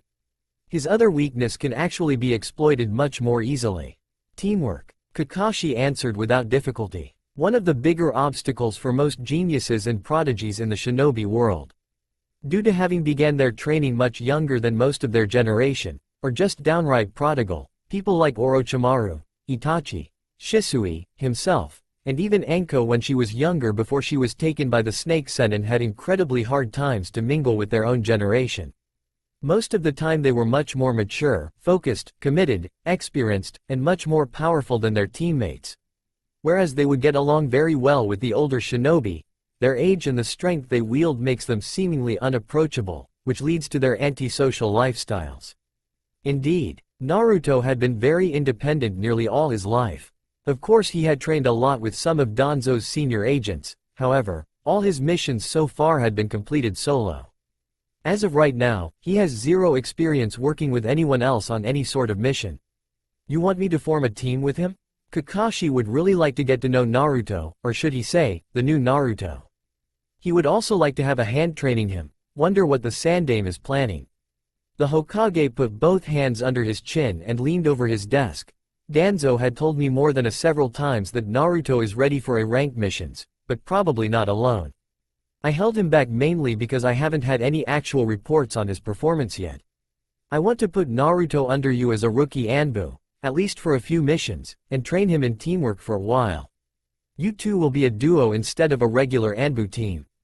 I know you've quit Anbu a while back, so you will do this as yourself. However, his identity is off the books even in Anbu HQ. I want this only as trial period. Once his teamwork abilities are satisfactory, and have more experience working with others, I will either make him Tokubetsu Jonin or Anbu full-time once he receives his Hit 8. Hi, am I restricted in only teaching him teamwork? The one-eyed Cyclops questioned, perhaps a little too eager. By the way, if he hadn't received his Hit 8 yet, is Danzo going to be okay with this? Ah, yes, Naruto will receive his Hit 8 today. Danzo is okay with it. This is something I came up together with him. From tomorrow on, Naruto is no longer a root agent, but he's still Danzo's apprentice.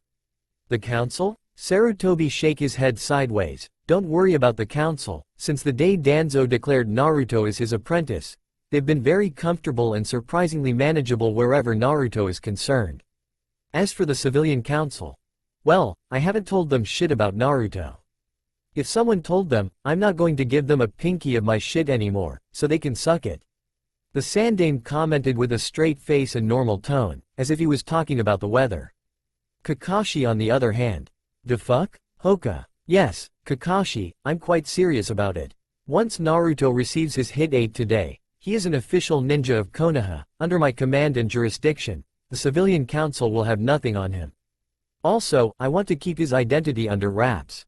Any and all records on him will be classified as A-rank village secrets. His identity will be S-class.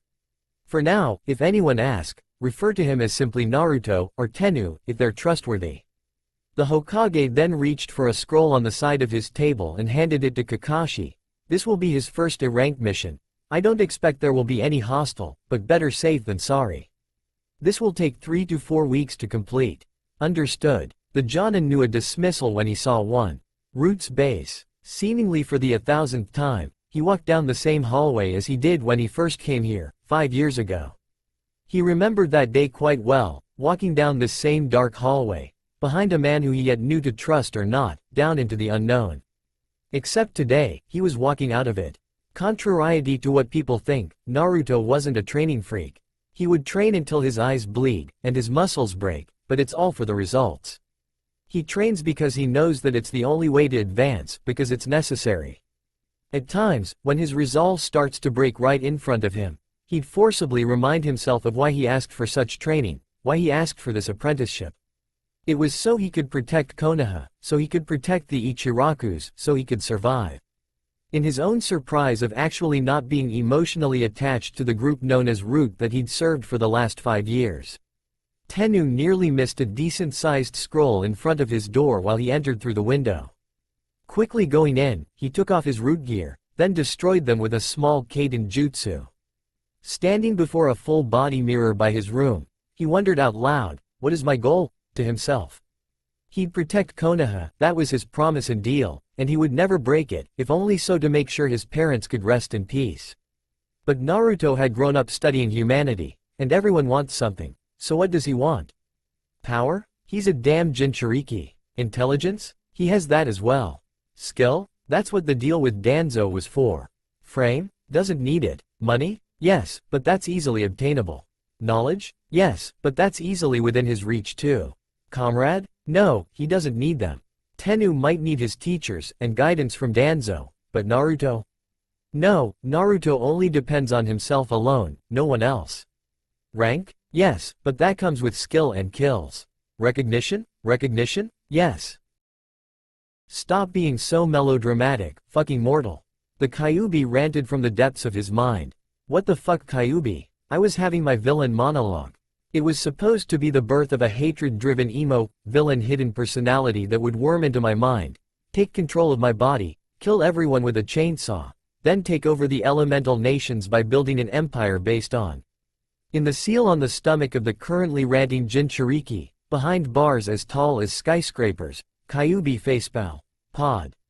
While Kyuubi was glad that his host is quite strong compared to most shinobi within the village twice his age, he was quite bothered by his host's random bouts of insanity. Or creative writing. Or whatever he calls it now. When Kyuubi first received the senses of his host, and much more access of his memory and thoughts, he was surprised that there were quite a few incredibly strong mortals that rests within this puny village.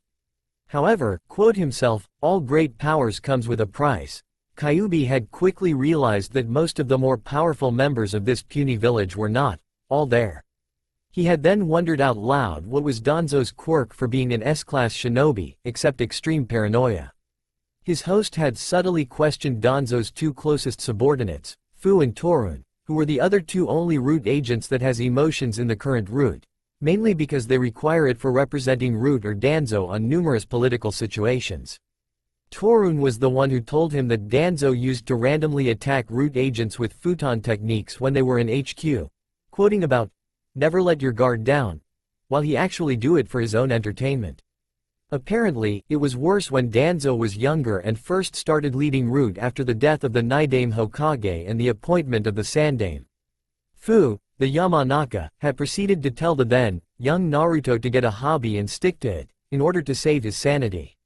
Which was what led to this predicament. Out of everything, his host had actually taken after him partially. He would play this game with himself whenever he found annoying or arrogant individuals. He'd then treat them with extreme respect and politeness. Verbally, while insulting and swearing to the highest degree to them inwardly in his mind, then fantasize about assassinating them. He also loved to play with shopkeepers or salesmen in the village with killing intent. His host calls it entertainment. Fucking mortal stole his hobby. These two quirks of course, comes with the random monologues within his host's own mind, about random thoughts of the highest degree. 20 seconds after his self-proclaimed monologue, Naruto had sobered up and started opening the scroll he found in front of his door. A blood seal? It's probably from Danzo then, or the Sandame. Biting into his thumb, he wiped it across the seal. Some smoke revealed a large gunbai. The fan part of the gunbai was pretty wide with two Uzumaki swirl on it and has a long handle with bandages wrapped around the base. A chain was attached to the handle that led to a small kusarigama. Beside it was a note. This gunbai had been custom made for you. Senju Tobarama, my sensei, was a Kan Uchiha. He made sure he knew everything there was about nearly every Uchiha after the creation of the leaf. However, even more than any other Uchiha, he and his brother, the Shodem Hokage, were very well acquainted with the man known as Uchiha Madara, one of the most powerful shinobi to ever grace the elemental nations, side by side with Senju Hashirama. Uchiha Madara was the only recorded shinobi to actually have both wind and fire affinity in Konoha. It was said that he used a gunbai to wield his wind element to enhance his fire ninjutsu. With the late Nidaim's notes on Madara's gunbai, this gunbai was made. Parts of it is actually made of your blood and chakra so that you will be able to wield it easier and channel Kyuubi's chakra without destroying it. It is made of some of the strongest materials in the elemental nations. As much as I wish to, there are simply too little records of how it was wielded. You must explore its uses on your own. The kusarigama may be a part of the gunbai, but the chain and the fan itself can be sealed onto the base of the kusarigama. This will be my first and last gift to you as my apprentice. Remember, you had never been en route, and you had never been trained by me. You know nothing about me, and I have never met you. Naruto frowned. He had considered the possibility that Danzo would stop training him after he leaves Route, but not as much as he probably should have. Well, nothing on that note said anything about not using my identity as his apprentice. He may not train me anymore, but just the fact that I'm still his apprentice, namely, weights a lot in the shinobi world. That title will be useful. You're lucky you're my Jinchuriki kit, not only getting a fire affinity, but I can also teach you how to wield the gunbai. Naruto's already risen eyebrows rose to even higher levels. Huh? You know how to use a gunbai? With what? Your tails? Shut your hole. I've fought with Hashirama numerous times under the illusions of that Uchiha. Every single one of both of their techniques had been woven into the walls of my memory. What's the catch? Naruto narrowed his eyes. He and the Kyuubi might get along just fine, but a fox is a fox. The Kyuubi would never do anything for free. The world doesn't work that way. If there was one and only one law in this world, that'd be it. Nothing is free. But the last deal they had was beneficial to both of them, so he might consider it just one more time. I'd teach you numerous fire and wind ninjutsu techniques that Madara used in his prime, in addition to wielding the gunbai to its furthest potential. However, I need you to kill a man for me. One of the most powerful men still living on Earth. Who? A traitorous Uchiha. No, it is not who you are thinking. Anyways, if you do take upon my offer, you wouldn't be able to ever kill him without another 10 years of training. An Uchiha that's not Itachi or Sasuke. Deep in thought, Naruto tried to remember if there were any Uchiha outside the village beside Itachi. He was pretty sure that there were no other survivors except Sasuke, who was right now the golden boy of Konoha, and according to his mentor, a liability in the loyalty department against Konoha. His actual sanity is still in question. If this Uchiha is a traitor of Konoha as you say, then we have a deal. As long as he is a danger to Konoha, I will kill him or her sooner or later.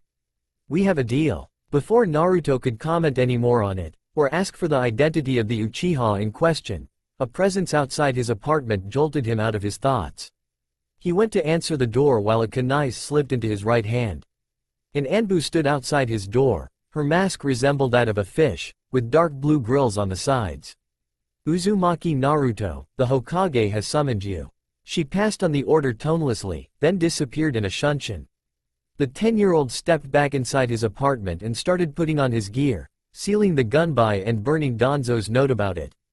He headed for the Hokage Tower through rooftops. Hokage Tower. Mountains of paperwork rest on his desk, yet his mind was elsewhere. Today, and today only, the aged Hokage would allow his mind to wander onto different things instead of doing the accursed paperwork. On his desk, rest a Hite 8, a metal plate woven upon black cloth.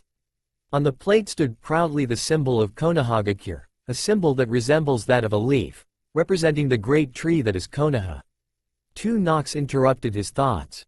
Come in. The door opened and entered a young boy that was quite tall for his age.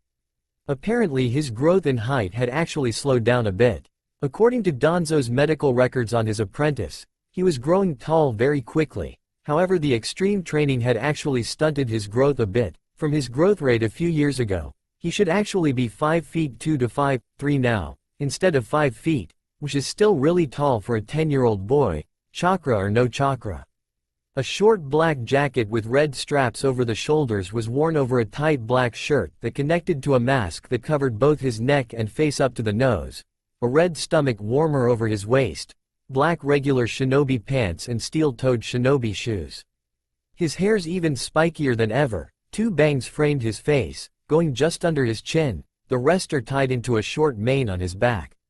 The Sandame made a note in the back of his head to notify Kakashi on perhaps recording Naruto's growth and size. Nobody took note of Kushina's growth as Kyuubi's Jinchuriki. He could count on one hand the people that knew of her Jinchuriki status. She was 9 years old when the Kyuubi was sealed into her, not to mention she never actually used any of Kyuubi's chakra. Her Chan bloodline, a rare occurrence in the Uzumaki clan which led to her status as a Jinchuriki, suppressed much of Kyuubi's influence on her body and mind, even though she hadn't been able to actively use her bloodline until she was a Chunin. Her great-aunt Uzumaki Mito was in her mid-20s when she sealed the Kyuubi into herself, was also a wielder of the Biju suppression chakra, a supposed bloodline limit that allows the user to materialize their chakra into physical chains of different sizes. Naruto had yet shown any indication that he might have such chakra, but Danzo had once theorized that he actually does, solely because of the fact that he had successfully housed the Kyuubi since birth. The Sandame had countered that Minato's skills in Fuinjutsu was incredibly genius on his own, but with the Uzumaki-styled Fuinjutsu taught to him by Kushina, he was able to design a seal so strong that led to Naruto successfully hosting the Kyuubi without the Biju suppression chakra. That or Naruto was still simply too young to be able to actually manifest it yet. Hokage-sama. Naruto bowed respectfully. Naruto, congratulations in your successful apprenticeship. Hokage offered him a proud smile, though it was barely returned.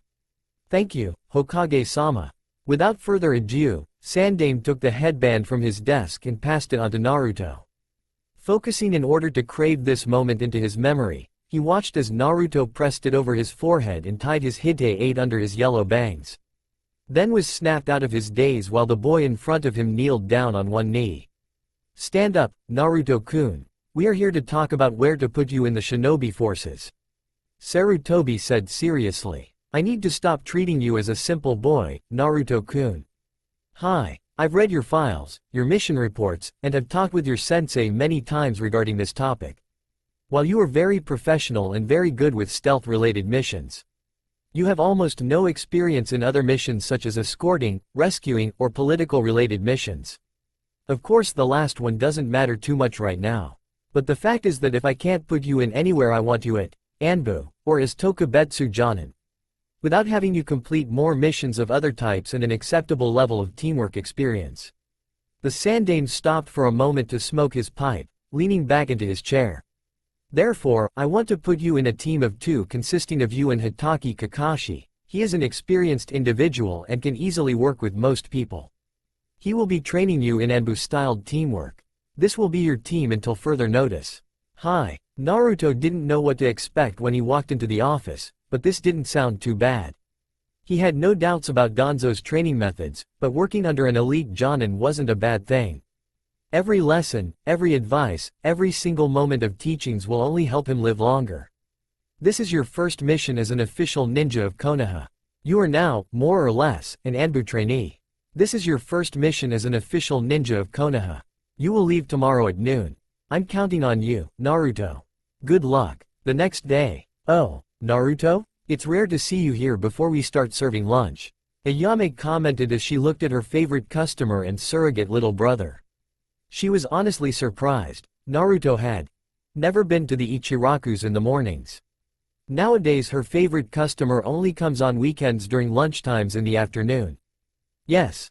Well, I just want to drop by and tell you that I probably won't be in the village for a while, maybe a month or so. Naruto chuckled nervously as he gave Ayame an eye smile. She frowned. It's bad enough that you rarely come nowadays except during weekends. Now you're going to start doing missions. She isn't stupid, this is Konoha, and she works at a restaurant. Numerous ninjas come and go every day. Ayame can tell that Naruto had been training intensively for the past few years, but both she and her father misses him greatly. From time to time he would stop coming for a week or 2, then back again. Her father Tucci knows a bit about the ninja academy, and he was pretty sure that the youngest genin should be 12 years old. Not 10, not 9 or 8, and definitely not 7. Ayame sighed, well, whatever, there's nothing I can do about it. Gathering her thoughts, smirked inwardly as she gave the 10-year-old a predatory grin. Naruto was sweating on the inside after telling her that he won't be in Konoha for a whole month. Not the ladle, not the ladle, not the ladle, please not the ladle. Wait, no, what are you doing? Oh. Naruto dropped to the ground crying to himself after Ayame brought out 5 bowls of XXL miso beef ramen. Know the perfect combination. Miso and beef. With bloodshot eyes, Naruto grabbed his right arm with his left in order to stop his automatic physical response to such godly food. Not tilde ru tilde to tilde tilde? Ayame said sultrily, with ramen, did you know? Ichiraku is doing a limited time offer this month tilde as long as any customer eat more than 5 bowls of 40 ramen of any type within 10 minutes, they get it, free. No, what the hell? Is this the first time they're doing this? Why no? Must, resist? Seeing she might need to lay it just a bit thicker, and if any customer can eat more than 30 bowls at a time, then me and my father will make a new ramen dish and name it after them for the month tilde. Why?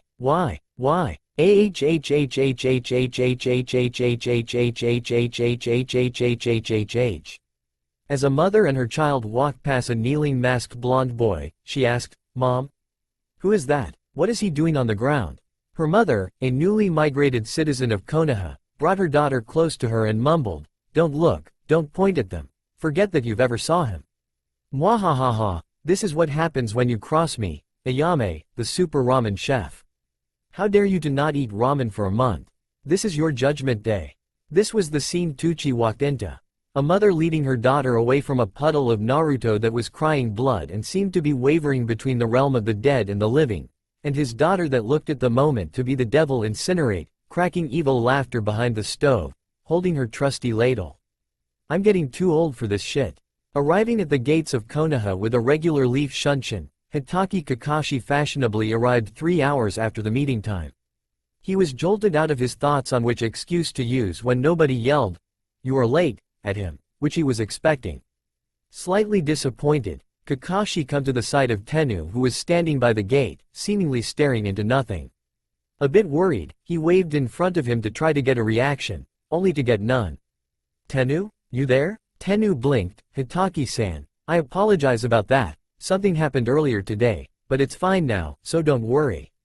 Ma, don't worry about it, and call me Kakashi. Anyways, I will debrief you on the mission on the way. Come, not wasting any more time, Kakashi set off with his charge following. This is, and should be, a purely diplomatic mission. Both of us will be representing Konoha, our destination is the Yuki no Kuni. What do you know about it? Asked Kakashi, wanting to test his charge in the subject. The land of snow is a very small and peaceful nation, there are no seasons, only an eternal winter. Their shinobi populace isn't very big, but they are very skilled in hidden techniques. However, it is not a kekkei genkei like most people may think. They are merely skilled at manipulating snow and ice. It's quite different from the kekkei genkei of the Yuki clan that can create ice with their chakra alone. The technology in Yuki no Kuni is also unparalleled in comparison to other countries in the elemental nations. Indeed, our mission is to make contact with the current daimyo of Yuki no Kuni, Kazuhana Sosetsu. The Hokage wants to know if this man would take advantage of their technology and if he harbors any ill will towards Konoha as a whole. Should this man prove trustworthy or peaceful enough, I'm to try to persuade him into an alliance with Konoha, or at least become a supplier to Konoha. This is my main objective, but you have different one. His voice dropped low to show the seriousness of the situation. This naturally got Tennu's attention. While I handle the diplomatic matters, you're to try to gain any information you can find on Yuki Shinobi and one of their more dominant technologies, chakra armor. Naruto wasn't entirely shocked that he had a second objective. It was, for the lack of a better term, a pleasant surprise. While Naruto didn't mind politics, due to his experience with Konoha's shinobi and civilian council, he disliked them a lot. But he'd need more intel on the subject in order for him to do his job. What exactly is chakra armor? He had never heard of that term before. It's one of the most recent technology breakthroughs of Yuki no Kuni. Apparently, it's a type of armor that enhances the individual's chakra reserves and control. There was supposed to be another ability, but we cannot confirm it yet. This where you come in. Your job is to gather as much information on this technology as possible. This will be your priority. Hi. Also, if it's possible, see if you can find any information as to the location of Yuki-gakure. Understood. After our arrival at the land of snow, I will go see the daimyo alone. You will, according to me, lost in a snowstorm. I will then ask for assistance in a search for the genin known as Sana Uzuyuki, my apprentice. If the daimyo goes along with it, my cute little genin named Sana will be eventually Mia, while you will actually be in the daimyo's palace gathering info. Naruto nodded silently, while already building different scenarios in his head. It goes without say that you can never be discovered. If they found a Konoha nin in their labs while another act as a diplomat, well, you get the idea. Just don't get caught. You are quite capable. I will only stay at the daimyo's place for about a week if all goes well. The port of Yuki no Kuni will be our rendezvous point. I'll show you the locations when we reach the land of snow. That's all for now. If you want to see next part, then please like this video and subscribe my channel. Thank you.